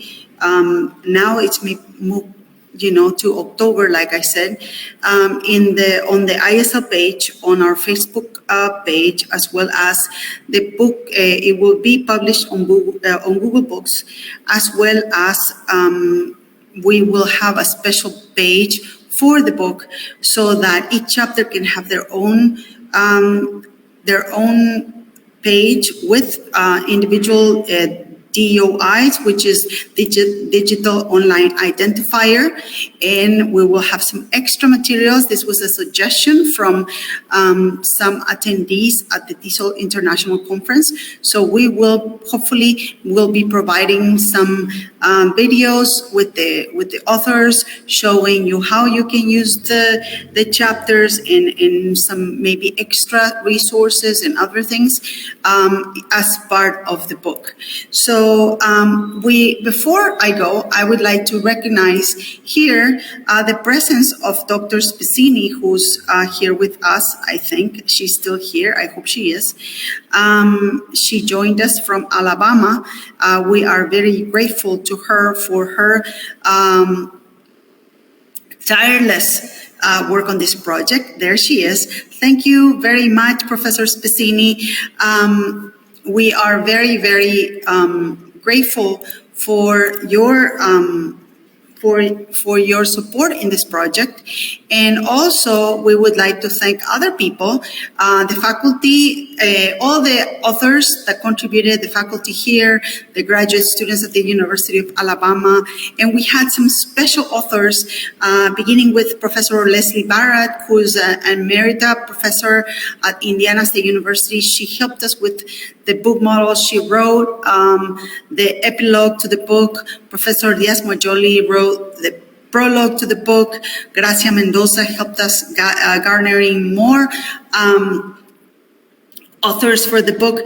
Mark Algren, Natalie Kuhlman, and most especially Julia Austin, who is a professional editor, and she helped with fine-tuning the language and the style and the grammar and all those things that we want for the book to be of good quality. So, Professor Spessini, I don't know if you would like to mention anything else regarding our things. We have the institutional appreciation. We thank the National University of Asunción, the University of Alabama, Birmingham, that is the host institution of Professor Spessini, TESOL International for allowing us to present at 2 of their conventions, hopefully next year as well. And then finally, last but not least, the Fulbright Scholar Program that allowed Dr. Spessini to come to Paraguay in 2 occasions to work on this wonderful project. Professor Spessini, would you like to give a word or two here? Yes, Dr. Canese, it is my great pleasure to be able to attend today, and I really appreciate the invitation. I'm especially pleased to listen to all these wonderful chapter authors. I know some of them in person for quite a while, like for over 20 years. Others I met during my visits to Paraguay last year and this year. And there were a couple people on the screen who were presenting today that I think I only know via email. And so it was truly a pleasure to listen to them presenting. And as you know, there are many, many other authors. There were a total of, with 55 books, I think chapters, you heard from about 12 or 13 chapters. So there's so many more. This is really a great work of art. It's a work of passion. All of these people that were giving their time over the past year and a half, so that future teachers and teachers of English can have access to good materials that guide them and that they're free. So free materials, thanks to Creative Commons. I would like to thank Valentina, Dr. Canese, because without her guidance, this wouldn't have happened. And all of the faculty at the ISL who 2 years ago and many years before that thought we need some of our own materials. And 2 years ago, I think it actually was an effect of COVID and remote learning. And you go, we need some materials, online materials that are dedicated and focused to our context here in Paraguay. And that's what happened. People identified a need and then identified a solution to the need. So this is wonderful. Thank you for inviting me to participate as an editor and also for attending these events. Thank you, Susan. Thank you, Dr. Spezzini. We really appreciate your support. It is very important to us as a leader in the TESOL community here in Paraguay, as well as in the United States. Your help and your support is invaluable. I would like to thank again, like she did, all of the authors who were here, but all of the others who were not here. As she said, everybody did this,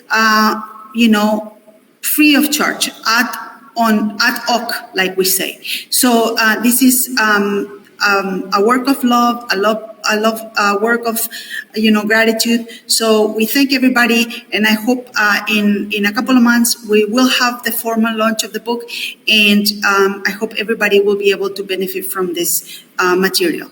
Thank you once again, and thank you, Victoria, for the wonderful hosting of this panel. Thank you, professors, for sharing your input in our book you worked so hard in. And we're excited to read it in the future. Please don't forget to follow the ISL on their social media. You can find us on Instagram as Instituto Superior de Lenguas, PI. And also please look forward to the Congreso Paraguayo de Lingüística Aplicada, COMPLA, that will be held in November 14, 15, and 16 of this year. Thank you so much for joining us today. And now we will have a little break until 6:30, and then we will come back for the second part of the English Symposium. Thank you so much, and see you later.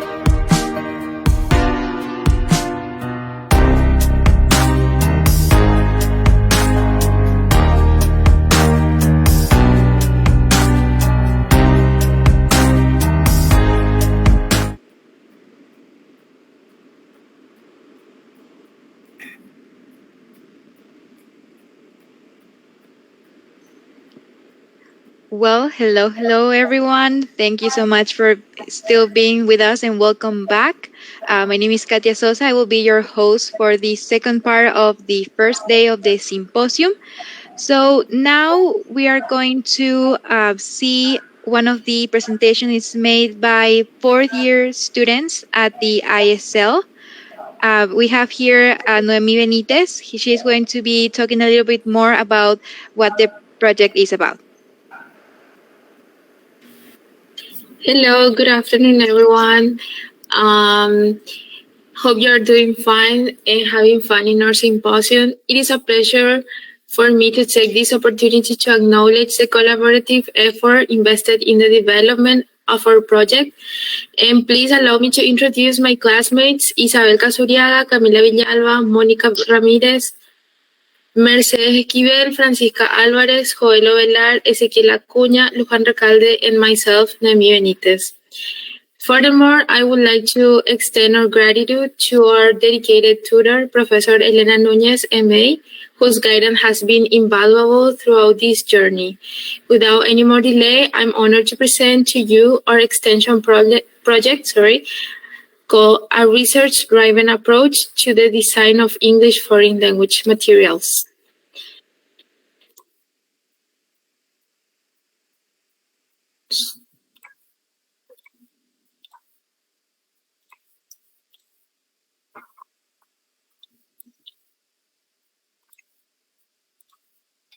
Hello everyone, we are a group of students of the fourth year at the ISL, the Facultad de Filosofía, and we are going to be presenting our extension project that is called A Research-Driven Approach to the Design of English as a Foreign Language Materials. So, as I said, we are a group, and the group members are Isabel Casuriaga, Camila Villalba, Mónica Ramírez, Mercedes Esquivel, Francisca Álvarez, Joel Ovelar, Noemi Benítez, Ezequiel Acuña, and I, Luján Recalde. And our tutor is Professor Elena Núñez, MA. So, what is a research-based extension project? A research-based extension project is an initiative or endeavor that aims to address a specific social issue, challenge, or problem using research as a foundational element. These projects are designed to create positive social impact by applying research findings, data-driven insights, and evidence-based approaches to bring about meaningful change in communities or society at large. And it has the following characteristics. Research foundation. These projects are grounded in research and analysis of a social educational issue.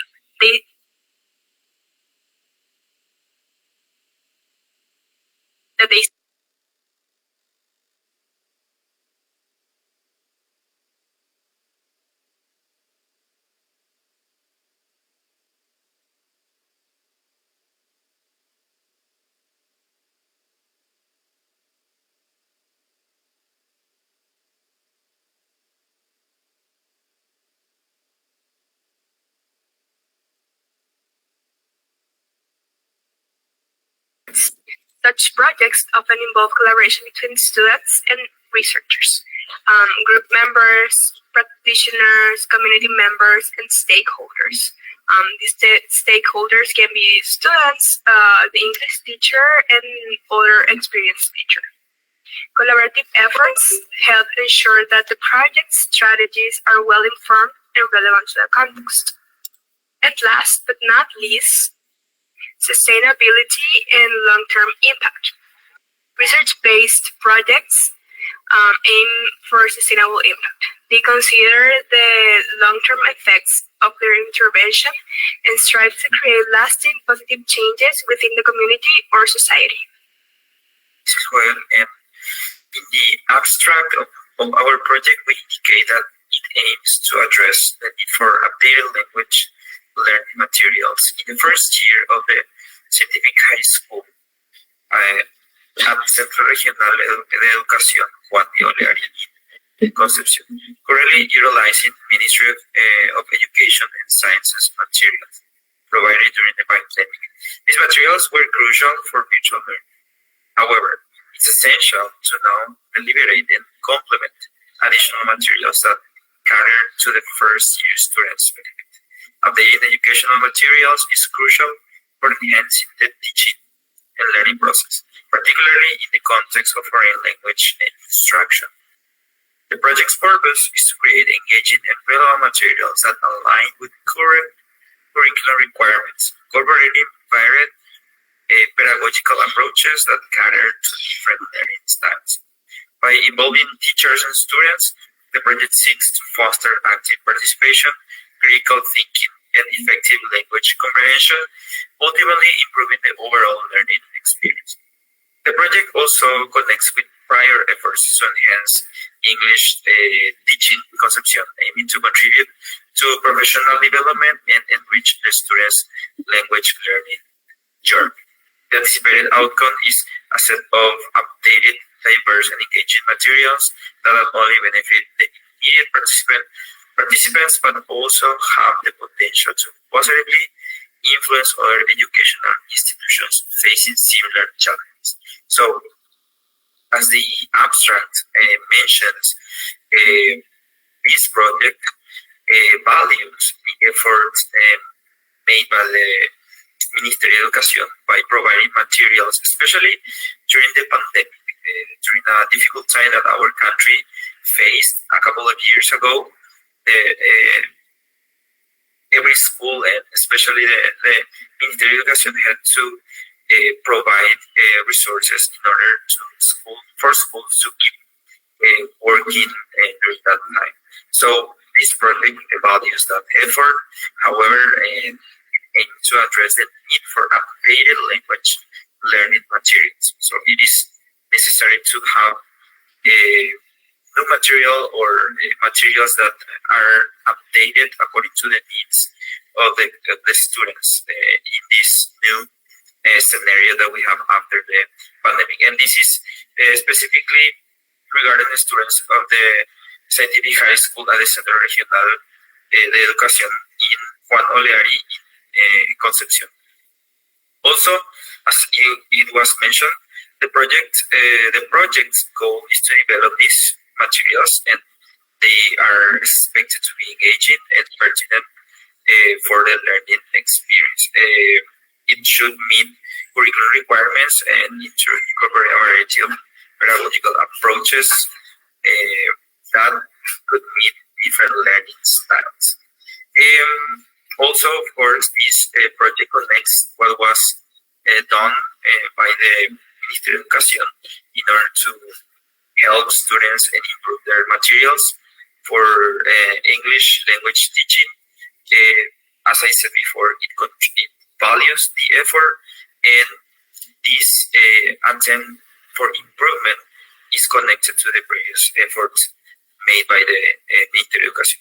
And finally, the desire is to come up with a collection of current and interesting and useful materials that can help the students to enjoy a fresh experience regarding the English language learning. Hello, my name is Ezequiel Acuña, and I'm going to be talking about the problem statement of this project. It involves the effectiveness and appropriateness of the most recent instructional materials used in the foreign language course at Centro Regional de Educación Juan Oleari, which were implemented as part of the Paraguay Aprende program by the Paraguayan Ministry of Education and Science, which are the subject of the problem statement. With the return to in-person classrooms, the Paraguay Aprende program goal of bridging educational gaps by providing digital resources during the pandemic has become even more apparent.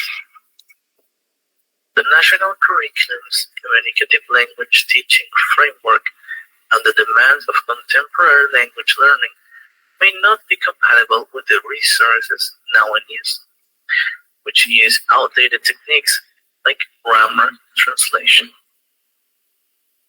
Now, into the lines of action, this project was focused on two main lines of action. The first one is socio-community development with a focus on science, technology, and humanism that are the community service.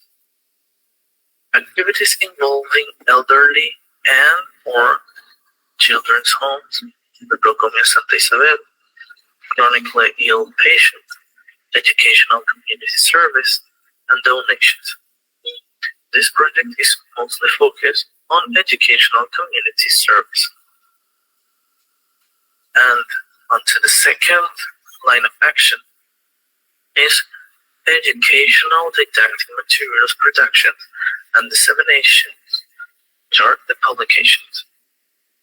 Neighborhood newsletters, printed digital magazines, radio programs, and a socially oriented website.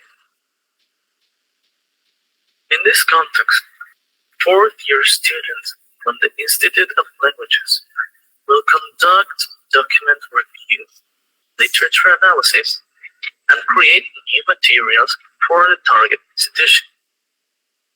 The project aligns with line of action A, emphasizing community development through science and service of the educational community. It aims to provide evidence-based research with solid scientific and theoretical approaches. The produced materials will reflect updated pedagogical approaches and cater to the students' level and needs. The project also emphasizes service to the educational community by addressing student and teachers' needs, contributing to educational development and enhancement within the institution. It also ties into the line of action C, as its main goal is to produce and disseminate educational didactic materials. The overseeing teacher will serve as a mentor and evaluator through the project's progression. To summarize what has been said before, the project will focus on solving these problems with outdated curriculum, focusing on reviewing and update the curriculum and produce new material for the institution in order to solve those problems of the teachers and the students having to deal with outdated material. Thanks. So now let's talk about the target group. Are the students. The students are from a public school in Concepcion. They are currently doing their first year of scientific high school, which could be translated as bachiller científico. They are in the ages between 14 and 16, and the group that we're working with consists of around 150 people. Now, I'm going to talk a little bit about the steps of the project. This project has several steps and still has several steps. And the first step was to write the Annex 1. The Annex 1 is a part of the documentation required by Filosofía.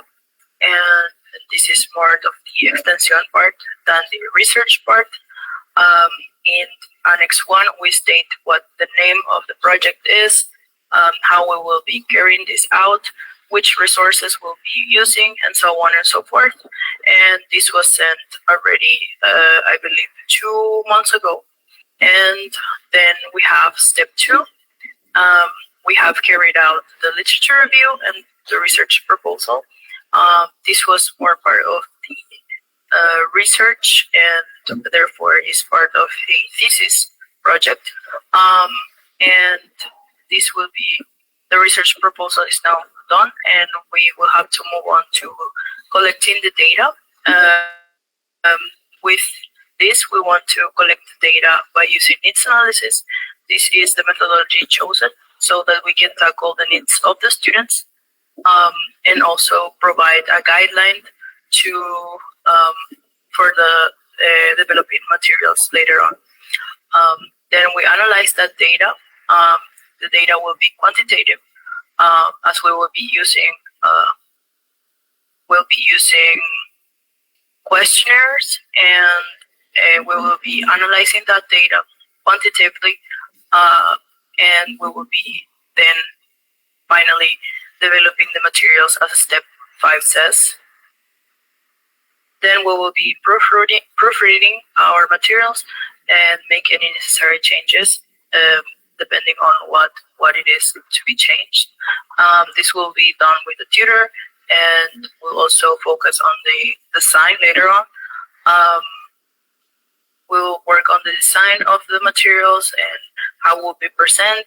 As said before, the materials don't necessarily only mean the exercises, the practical exercises that the students will use, but also it means videos, realia, and everything else. So this will be done in the step number 6 and 7. And then in the step 8, we'll be publishing the materials. And finally, we'll be writing Annex 2 and 3, which are also requirements by the Filosofia, and turning in the whole project. This will be done at the school. Just as a reminder for the students who are watching, these are the extensive documentation that you will be using in case you haven't done a extension project yet. The first document is to write the Annex 1. The Annex 1 is normally due on July 31st, and in that Annex 1, it will be you have to include the general data of the project, the background and justification of the project, the specific aims and the general aim, the beneficiaries, who will be the person, the target group, the implementation process, the expected results, your goals, your human resources, that is to say, who your classmates are and who your tutor is, the schedule and the budget, the evaluation, how you will be evaluating if the project is or not useful, and then is the lines of action. These are the ones that are published by Filosofia, and the ones that you have to cover when producing an extension project. Then the signature of the tutor, coordinator, and the coordinator of the project as well, which is one of the students. Then you have Annex 2 and Annex 3, though these two goes hand in hand, and they are normally turned in by November or December. And Annex 2 you have to present the final inform or the final report of your project, and the means of verification, how you verify that it has quality, all the data provided before, and others such as achievements, which were the difficulties, and the description of each member's duties and tasks in the project, and also the hours that each member has dedicated to the project. Finally, for Annex 3, you will be describing the project, indication of the situation or diagnosis, which they decided to work in the area of community, the citation of the Sustainable Development Goal, and normally in this case will be the tackling education, and then you will also have to include how this will be impactful for society and how many people you think or the project will be impacting to. This you also have to include the number of beneficiaries that will become as a result of this project, and that will be all for the documents. This project have several aims, but the main aim is to produce new materials for the target group by conducting our research, especially by tackling the needs of the students. Then the specific aims would be to conduct a comprehensive assessment of the needs of the students, tackling their preferences, and in terms of learning materials, gather quantitative data to identify gaps, challenges, and opportunities in the current learning resources as well. Then we would like to develop a structure framework for creating new learning materials that align with the identified needs and preferences of the students, and also the theoretical framework or the literature review.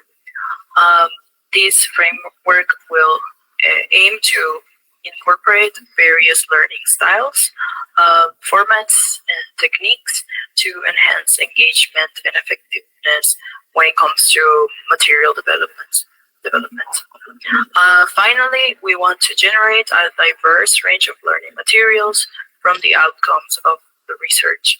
The contents are going to be designed to cater to different learning levels and accommodate various learning preferences within the target group. Hello everybody, this is Francisca Alvarez and I'll be talking to you about the ethical concerns and limitations.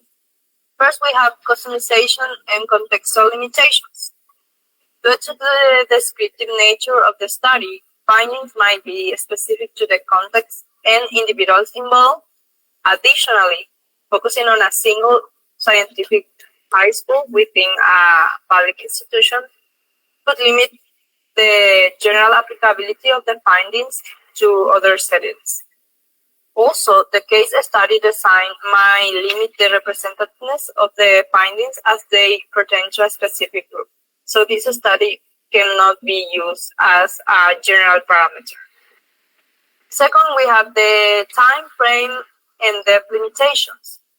Working within a defined time frame, aiming to conclude by November of this year, may restrict the thorough consideration of all relevant factors. Also, the study's depth and breadth might be compromised, potentially affecting the applicability of the findings to diverse educational, cultural, or linguistic contexts. And last, we have ethical considerations and participant protection. Informed consent will be obtained from the participants, outlining the study purpose, methods, risks, and benefits. Also, students can withdraw from the study anytime they want. In addition, privacy and confidentiality of participants will be maintained, including using anonymized data for conclusions. And lastly, fairness, equity, and diversity will be emphasized in participant selection, treatment, and involvement. Continuing, we have now the schedule of how we are working with this project.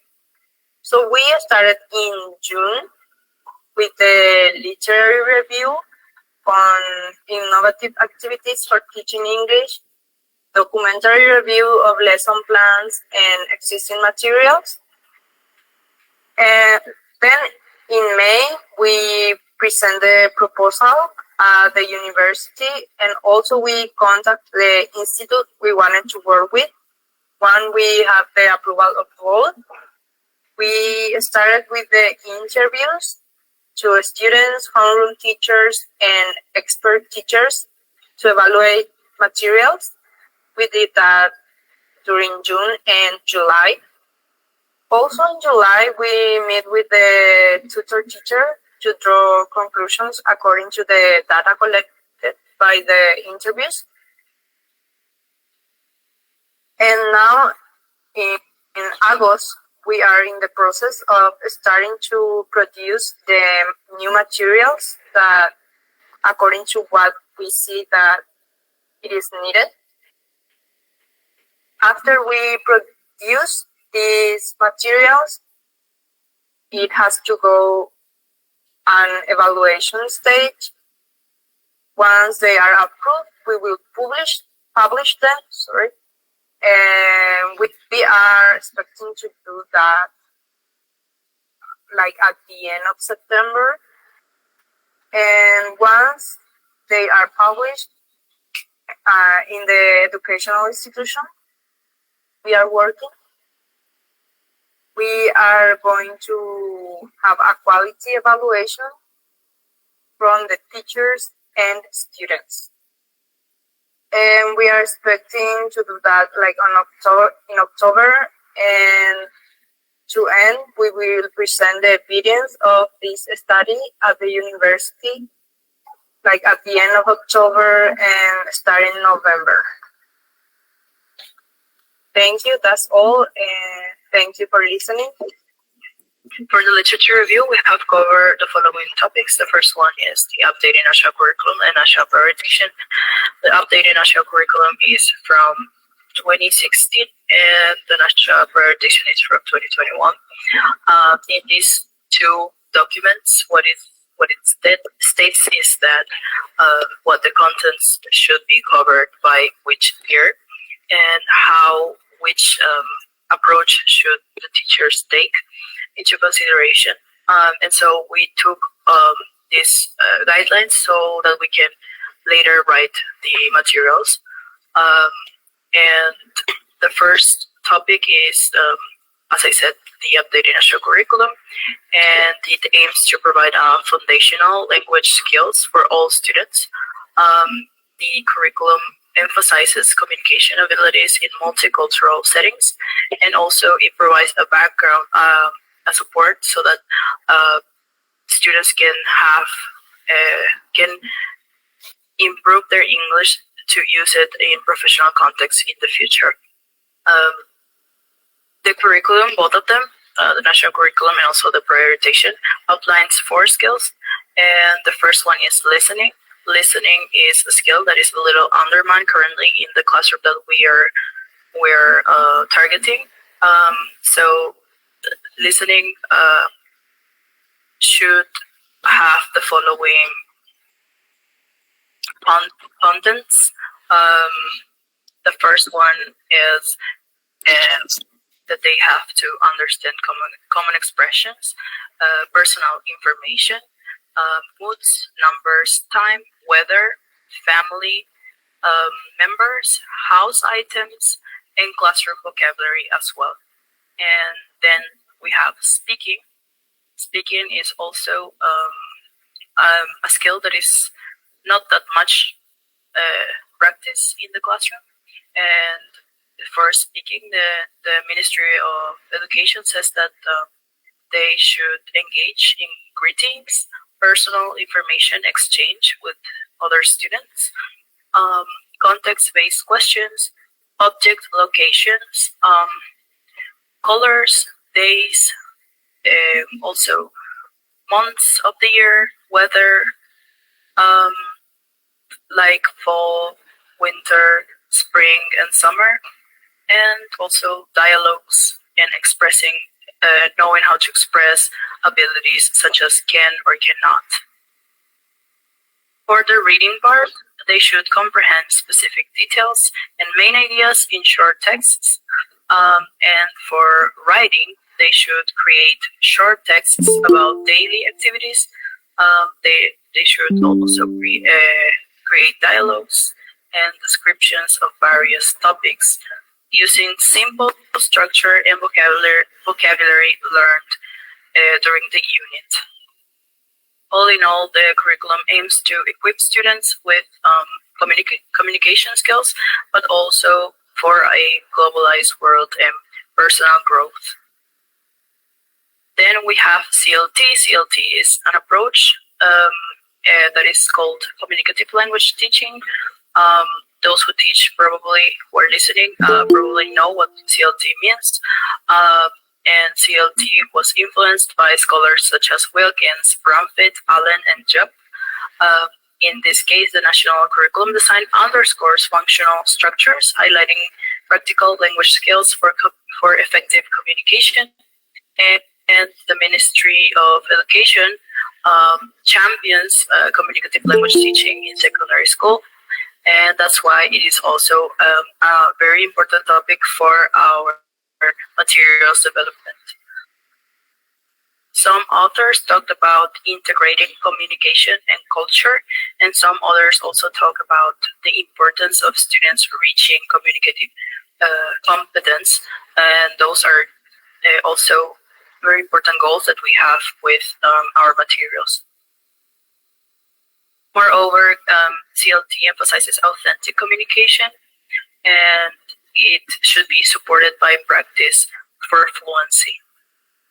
Despite all the challenges that CLT presented during these years, since the date it was created, it has significantly transformed language teaching and language education in general. Then we have materials development. This is the third topic that we covered in the literature review. This has been two of the readings, very important readings, has been taken, especially by Tomlinson 2011 and also by Mission and Timis 2015. For our definition of materials, we take Tomlinson's idea that materials are not only tools used by teachers, such as the traditional items such as course books, dictionaries, or workbooks, but also they are non-traditional ones such as videos, emails, and realia. For those who don't know what realia means, are any objects from day-to-day life that can be taken for pedagogical purposes in the classroom. What materials should do is they have to serve instructional, experiential, stimulant, and exploratory purposes for all learners, according to Tomlinson. Mission and Timis, in 2015, they expand on Tomlinson's definition of materials, and they note that the evolving nature of technology. In this case, we can nowadays, for instance, play games as well in the classroom with technology. We could also use our computers or cell phones and so on, so that we have a more enriched classroom. And all of those devices and all of those techniques are also taken into account in the as materials. That is to say, materials compared to resources. Materials have pedagogic purposes, while resources lack this particular characteristic. According to Tomlinson, materials should be novel. They should have variety. They should have an appealing presentation, so not only the content that should be interesting, but also the way in which it is designed. And they should also serve a purpose and tackle specific needs. Mission and Timis also say that they should expose learners to language. They should offer information and activities that stimulate students to further explore when they are not in the classroom. We also have Richards and Rogers, and he says that the theory of language and language use influence the science. They also set goals. They also offer the focus and activities based on developers' language understanding. In this case, CLT, or communicative language teaching, guides the material's practical purpose, while it should also reflect the developer's theory. In this case, the developer's theory of language will be our theory, but while also taking into account what the national curriculum states. Finally, we have need analysis. Need analysis is actually a method in which we will carry out the methodological part of our research. And needs analysis is crucial for producing effective English materials, because it it has a direct impact on the alignment of instructional content, what that is to say, the contents that are offered by the national curriculum, and they also tackle the learner's needs because that's why it's used. We will consider their individual interests, learning styles, goals, and requirements during instructional design. That's why we chose to use the needs analysis method. Thus, what we're going to be doing is we'll be gathering vital information about our learners' goals and needs, and we will adapt those to the program components or contents accordingly. Moreover, we will be assessing the compatibility of CLT with learners' attitudes and existing learning needs, as said before. And ultimately, the needs analysis will inform the design of CLT techniques tailored to learners' individual needs, supporting the successful application of CLT in language education. All in all, then, the needs analysis will ensure that the English materials are precisely aligned with learners' goals and also will effectively cater to their unique requirements and needs. These are the methods that we will be using for the research part of the project, and the first one is it will be the students' questionnaires.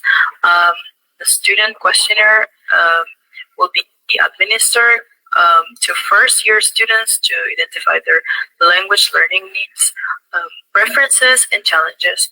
We want to assess their engagement with current materials and expectations for effective language learning based on national requirements, as said before. Then we have the teacher questionnaire. The teacher questionnaire will provide a questionnaire to the first-year English teacher to gather insights into the effectiveness of current materials. We want to evaluate the teacher's observations, experience, and feedback regarding the current materials. Then we have the expert English teacher's input for the questionnaire assigned to this specific group. We want to distribute questionnaires to experiencing as well. So what we can do is that we want to gather broader insights and recommendations from language instruction experts or more experienced ones, trends and limitations in a wider context, by also asking them their opinions or their suggestions for the communicative language teaching approach specifically. Also, we want to say that the research instruments used in this study are adapted from the study by Andy and Rafa 2017. They were modified to align with the study's objectives. Now we are going to talk about challenges. The project aimed at improving the materials has faced some delays due to certain bureaucratic challenges and the necessity to modify the ways data is collected and examined. However, the team is firmly committed to finishing the project by the end of this year. In spite of the obstacles, the project is being actively worked on with a determined effort to ensure that the updated materials are provided as planned. These materials are going to fulfill the required standards and incorporate research-driven findings. It's important to note that the team's enthusiasm and dedication remain steadfast, even though we have encountered these difficulties. Here in annexes, we find some pictures of the school. Centro Regional de Educación de Concepción. And this school was founded in 1968 and has about 3,000 students. But we only focused on scientific high school. It is one of the most important educational institutions of the first department, with 240 employees distributed in management, administrative, teaching, technical, special services, general and contracted staff. And it also has libraries, audiovisual room, kitchen workshops, wood, metal, electricity, and agriculture workshops. It is a great school indeed. In conclusion, the project embodies a dynamic fusion of social community development, pedagogical innovation, and service to the educational community. By engaging in activities that span from community service to educational materials production, we are poised to make a meaningful impact. Our commitment to enhance learning materials demonstrates our dedication to creating a lasting positive influence on our educational landscape. Our project not only aligns with the spirit of scientific exploration and community engagement, but also underscores the importance of evolving educational approaches. With the guidance of our tutor, we are confident that our evidence-based, well-informed, and pedagogically enriched materials will not only meet the needs of our peers and target group, but also contribute to a holistic improvement in education. These are our main references. And lastly, we would like to express our gratitude for patiently hearing about this beautiful project and hope that it was as enrichful as it is for us. Thank you.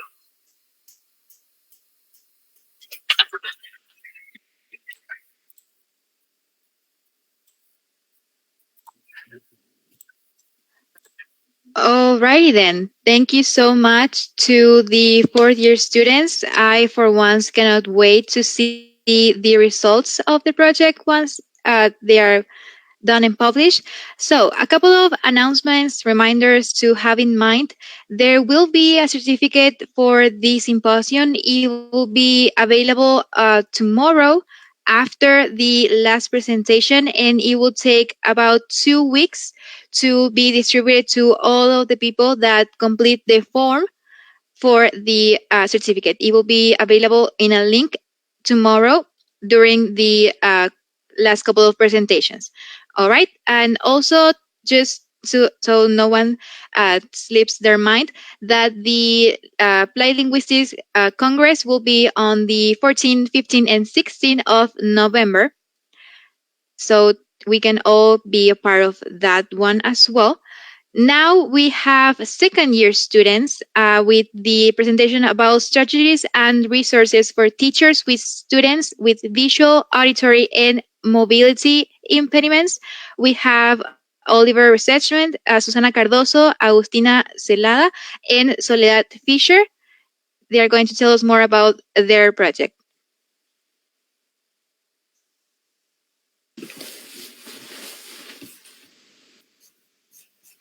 Hello, everyone. Can you see me and hear me? Yes, we can. Thank you. Okay, so we are, as the classmate already said, we are Susana Cardoso, Oliver, Soledad, and Agustina, and we're going to be talking about strategies and resources for teachers with students with visual, auditory, and mobility impairments. Next slide. We'll be covering blindness and visual impairment, hearing loss, mobility impairments, and we're going to be talking about a little bit about a case in the past. Next slide, please. Before starting with the first topic, we want to get a little bit in context with our country. We must know that there are 3.6% of the homes have at least one person with a psychosocial disability, 4% have an intellectual disability, 8.9% of the home have at least one person with hearing impairment, 11.7% with motor disabilities, and 22.1% with visual impairment. Also, there's a law that talks about inclusive education, this law, the purpose is to establish the corresponding actions to create inclusive educational models within the regular system, removing all the barriers that limit learning and participation for these people, at the same time facilitating the accessibility of students with specific educational support needs through human resources, qualified human resources, adaptive technologies, and universal design. Also, it talks about receiving the necessary aids and support for the removal of these barriers. And lastly, to continue the training of educators in terms of diversity so that they acquire the multi-skill necessary. Next slide. Now our classmate Soledad is going to be talking about visual impairment. Hello, so we understand visual impairment as any constraints that students may have in seeing or learning through their eyes, basically. And for the sake of this presentation, I'm not going to talk about color blindness, but rather visual blindness, let's say. Next slide, please.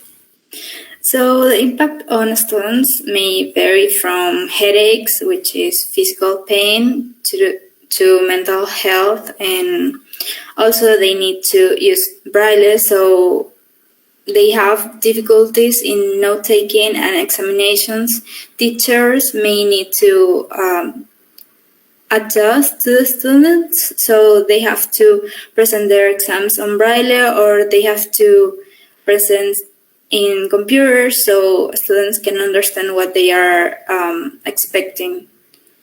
And then this problem provides a need for technology and assistance of it. So many schools are wary of technology, but in this case, it is a necessity for the student to understand the class and also to take less time, because if they don't have Braille or standardized text, they need a lot of time to understand, and they are left behind from their peers. Next slide. So here we can see the different types of vision impairment. For example, glaucoma. Although glaucoma is mostly an elder generation symptom, there are also students who may present this symptom, and there is macular degeneration. Next slide, please. And then diabetic retinopathy and blindness. Blindness can be full blindness or partial blindness, depending on the category that the students falls on. And it is important to notice that although they can see a lot of time, colors and shapes, they may not be able to understand the text that it is in front of them. Next, please. So it is important that as a teacher, we have a good illumination. This helps a lot to students who may have less impairment than others. Then organize the space to be friendly with people with disabilities, not only people who experience blindness, but also mobility issues. And then provide contrast between the colors, so check the colors too. What colors are you using? Are they enhancing your teaching? And also with children who are obviously more attuned to colorful presentations, you may want to provide that in your PowerPoint or in your whiteboard. And also the distance of the student is very important to place the student in an environment where he or she can see the whiteboard, or she's close to the teacher, so she can be helpful to the student in case he or she experiences difficulties. So these are my sources. I think that the best way to help a a person who has blindness is to ask them what do they need and how the teacher can help. So these are some resources, but the people closest to you are the best indicators of it. Thank you.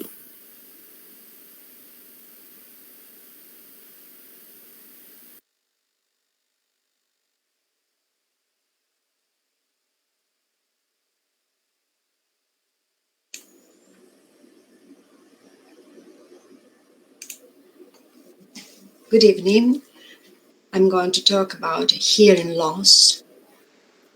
I'm going to focus in children with hearing loss and with hearing technology. What is hearing loss? It's when hear tests find that the person is unable to hear 25 decibels in at least one ear.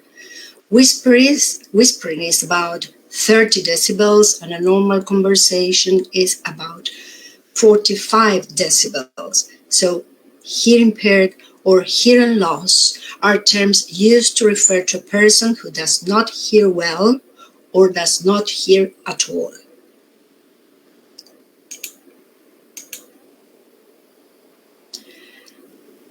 Types of hearing loss: mild, moderate, severe, profound.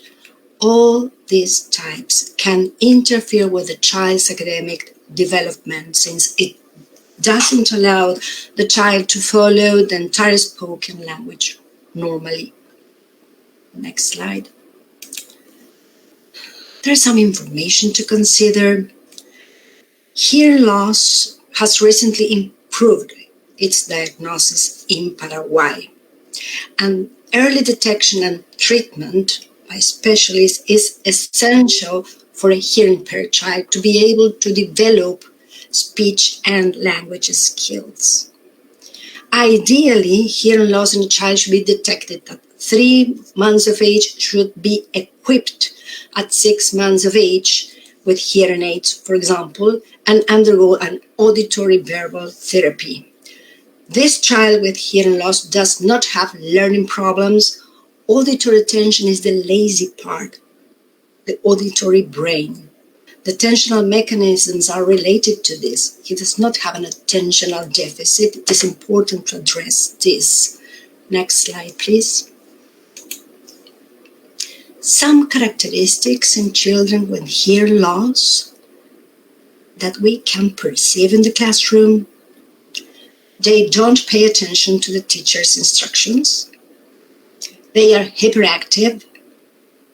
They don't do the given tasks. Why? Because they can't hear well.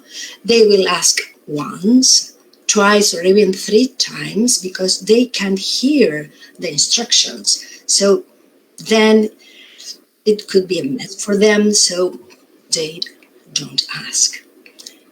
And beware of that. The children with hearing loss don't participate in group conversations. Next slide, please. Classroom environment in other countries, in Canada, UK, United States, we have to know that the worst enemy for the children with hearing loss is noise. Noise. So this country or the community take care of the class environment related to the sounds and the surrounding noise because it is crucial. This factor, noise, usually determines a satisfactory learning. Next slide, please. So, in these countries, the class environment is optimized with the speakers placed throughout the classroom. The sound distribution is more efficient so that the whole class can take advantage of it.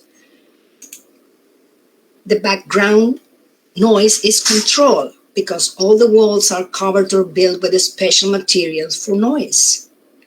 If you are a teacher, a remote microphone is given to you and is directly connected to the child's technology, either a hearing aid or a cochlear implant. And the teacher speaks normally and the child receives it directly, receives all the information directly. But back to Paraguay. So there are some professionals' recommendations of how we can improve our classroom environment. So we have to know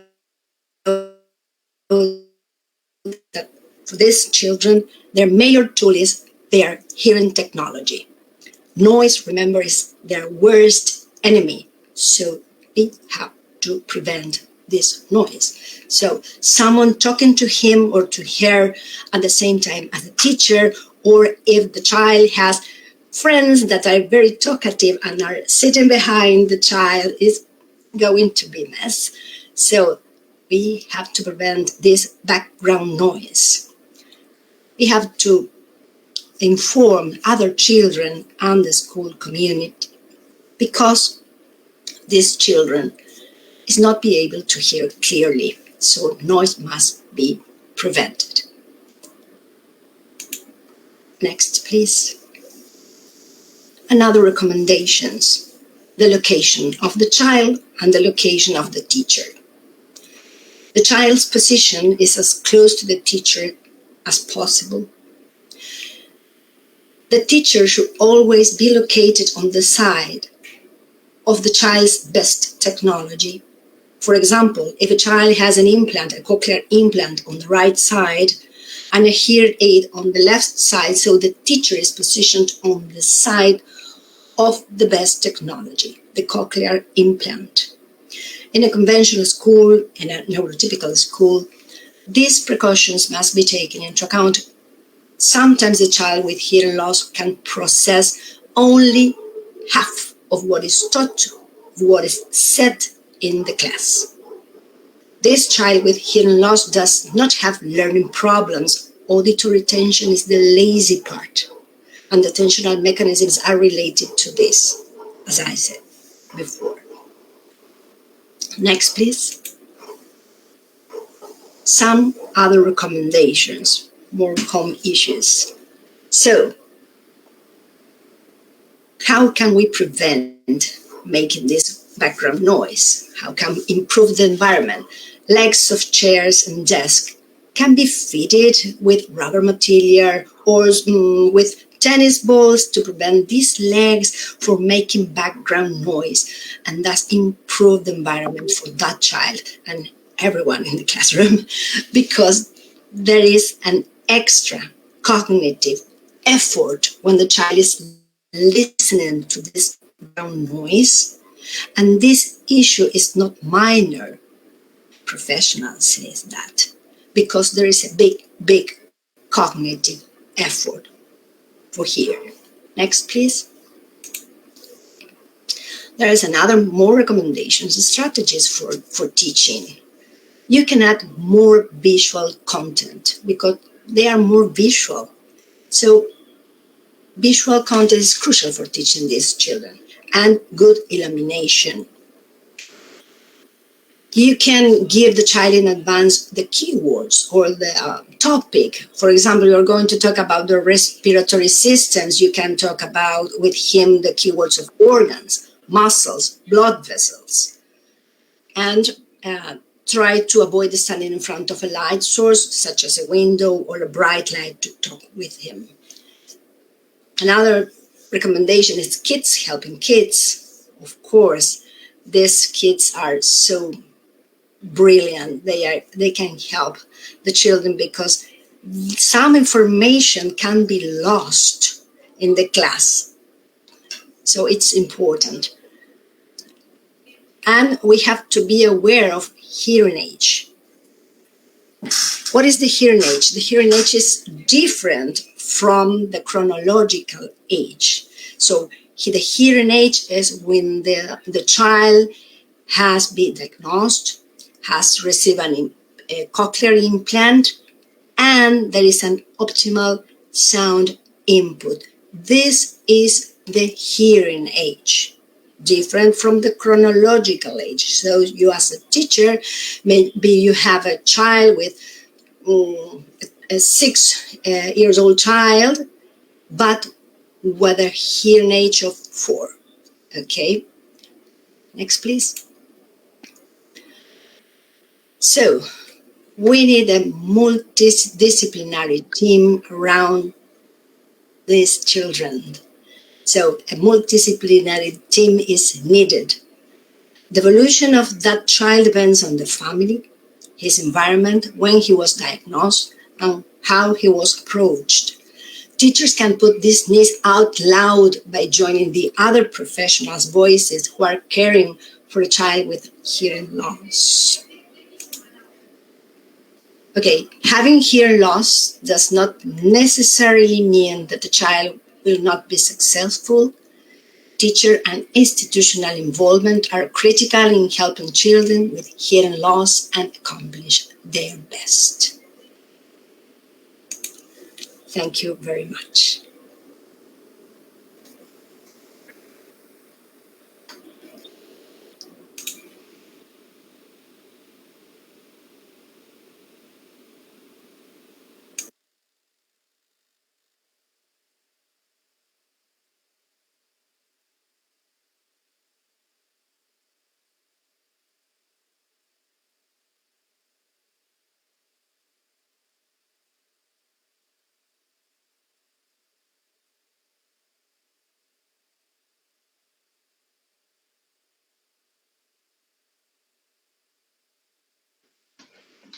All right. Good evening. I will be talking about physical disabilities. They can be different.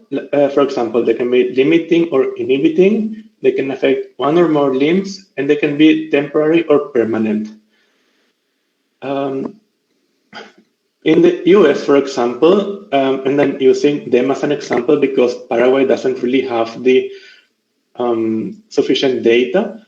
They have roughly 121 children using a wheelchair who are below the age of 15 years. And this data is from 2002, but as you can see on the right, the number of ambulatory difficulty children is more or less the same. And we have roughly 130,000 schools in the USA, so we can expect them to have one or two children who need a wheelchair in any random school in the country. The impact on students with a wheelchair is obviously they have difficulties traveling between each class, and they will also have difficulties using certain facilities like toilets or water fountains. They may also lose class due to hospitalization and might feel left out if they can participate in certain activities. So some strategies are record the classes if they can write properly on a desk, have reserved seating next to the door or in front of the class, allow a flexible schedule. This is so that if they take more time to reach a class, they don't lose any points for that. If you're going to visit any venues, they should be accessible for them. You can also have oral exams for the case they can't properly write on a desk.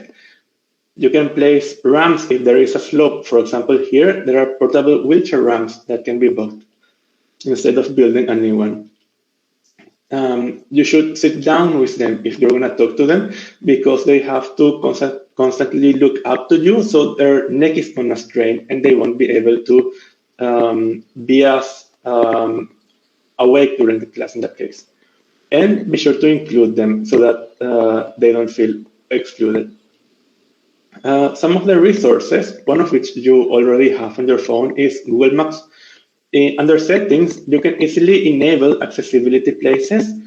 And if you do that, you will find, here I have 4 examples of places across Asunción, if they have or not have accessibility options. For example, on the left, there is no information available. Then the second image shows that there are no accessibility options, and the 2 images on the left on the right show that there are some options. And if we go under the more detailed explanation, we can see that the second image only has a restroom, but it doesn't have parking, entrance, or seating. Then the third option has parking and entrance, but it doesn't have toilets, for example. The final option does have parking, entrance, seating, and restroom, and they even have the option to tap on that space to see wheelchair accessibility reviews. If you do that, you will get redirected to the reviews page, and it will immediately highlight any reviews which mention wheelchair accessibility. Another app you can use is Wheelmate. With Wheelmate, you can see at a glance where there are toilets and parking for people in a wheelchair. If you click on an icon on the image of the right, you can see that you can get directions to that place, and you can also rate the location. And on the right image, you can see that you can easily add a new location to display on the map. And the third resource, which is also a map, is Wheelmap. This allows you to filter any place like shopping, transport, leisure, hotels, and so on, depending on their wheelchair accessibility. And here is a map of Asunción, for example. So we can see that there are places which are accessible for wheelchairs, but there is not enough coverage yet. So we have to make this map more accessible. And if we click on an icon, we can see on the left that it is wheelchair accessible, and you can add images, for example, of the ramp or the toilet. And on the right, there is a place that is not wheelchair accessible, and you can also write a review and say what exactly is missing. The final resource I want to show is the UNICEF checklist. It is basically a series of questions, which are yes/no questions. And the more often you say yes to a question, the more accessible a school is. Some examples of the questions in this checklist are if the parking and entrances are free from obstacles and level, because you have to remember special vehicles for wheelchair use have a ramp next to them, which makes it which creates the need for there to be more space in a given parking space. The ramps should be next to stairs, and they should follow a specified inclination. Otherwise, if they're too steep, they're useless. Stairs should have gaps between steps. Should not have gaps between steps, and they should be of a certain height. But this is more in case the child also uses crutches instead of only wheelchairs. The blackboards should not be higher than 500 millimeters, the lower edge of the blackboard, so that people in a wheelchair can easily write on them.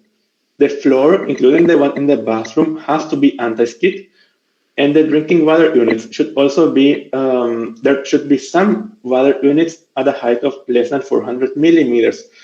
And they should have a basin so that water doesn't spill on the child's mobility aids.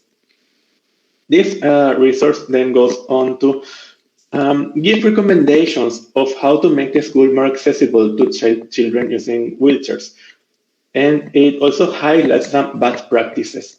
Here, for example, we can see how ramps should be properly constructed. And the importance of these resources are that children in a wheelchair are often similar to the other children in the class. So strategies should be more focused on the logistics of how to bring a child into your classroom. And if you're planning any field trips or museum visits, you can use the apps that I mentioned to check if the museum has set facilities, and if not, you can use Wheelmate to see if there are any toilets in the vicinity which you can visit with a child. Here are the sources which I used, and on the right there is a QR code. If you scan it, you will find all of the sources in this presentation, including the apps. So now I will hand back the mic to Agustina. Thank you for your time.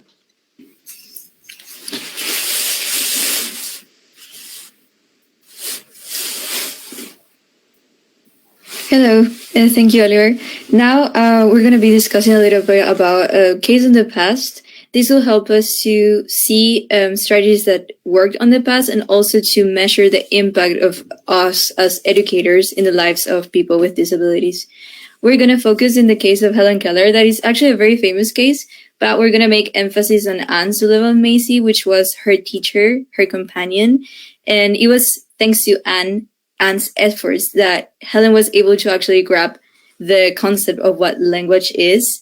And this knowledge actually enabled Helen to go out of that isolation she was in and connect with the rest of the world, even earn a university degree. But what were we're going to discuss 4 points that made Anne's strategy special in this sense. So the first one that we can learn from is research.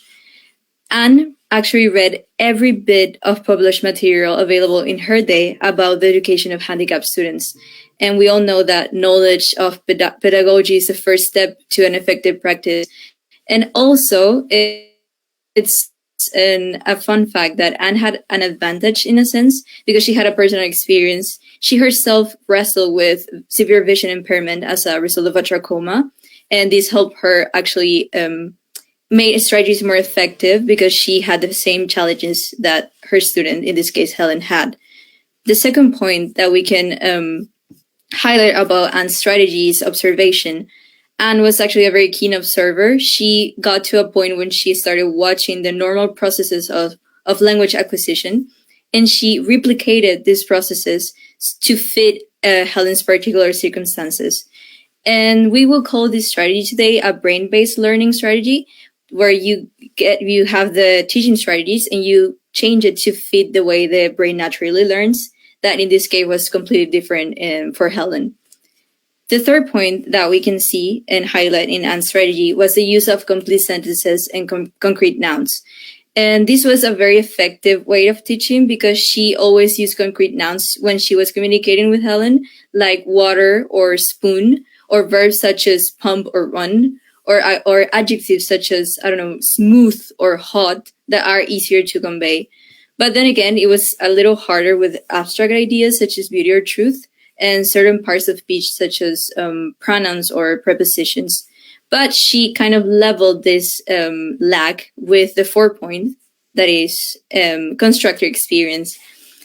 Anne was actually very, very keen on incorporating experiential learning into all of her lesson plans, and she believed in the effectiveness of learning by doing.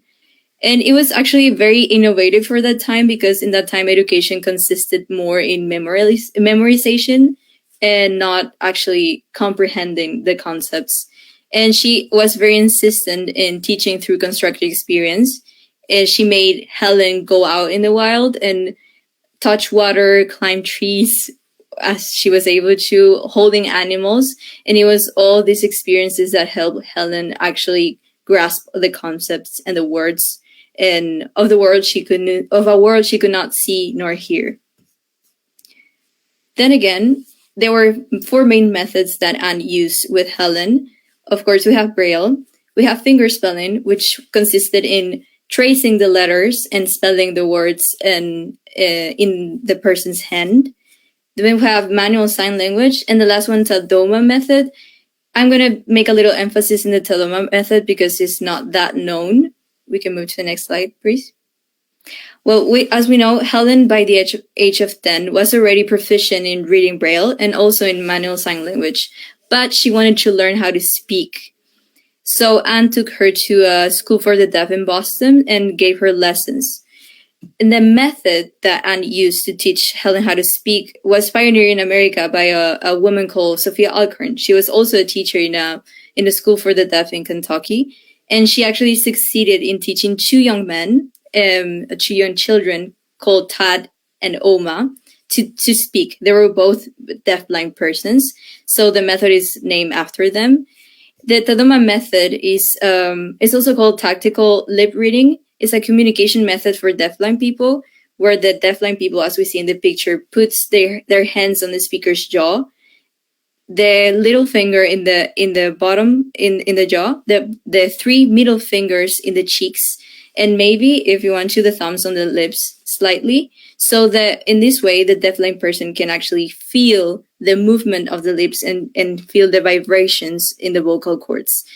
It's actually very useful as well, because the person is able to feel the puffing of the cheeks that we produce when we're saying nasal sounds such as N or M.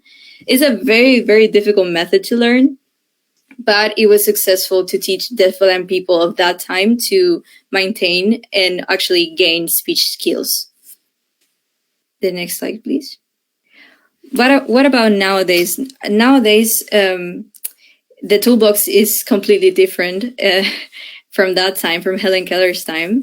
We, as educators, might include sign language or visual aids.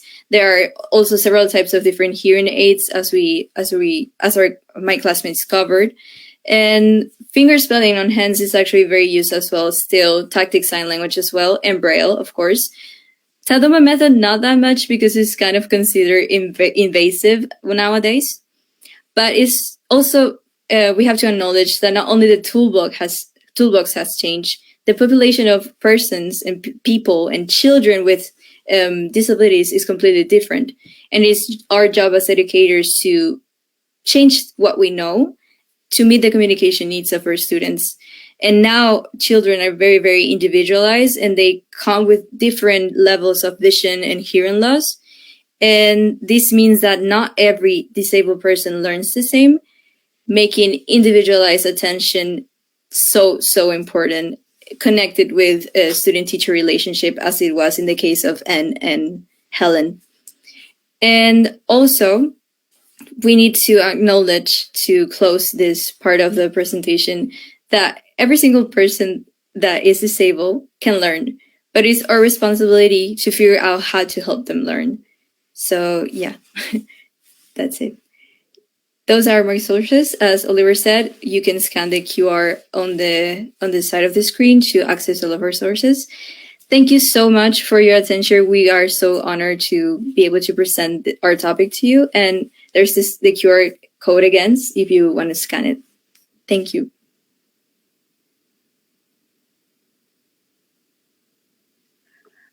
All right. Thank you so much, guys. That was an incredible presentation and an incredible topic that I think it's really necessary to know a lot about, because we never know when, as teachers, we could encounter students that have maybe different capacities than others. So that will be the last presentation for today's symposium, the first day of this year's symposium. Please remember that we continue tomorrow with the central topic will be in translation. For tomorrow, we started at 4, if I'm not mistaken, as we did today. I hope we all can see again tomorrow. And please remember as well about the certificate. The link will be on the comments in the live tomorrow during the presentation. So after the symposium, it will be open a forum to fill out, and the certificates will be being sent after 2 weeks. Thank you so much for everyone that could make it today. We hope we see you tomorrow as well. Have a great night, everybody.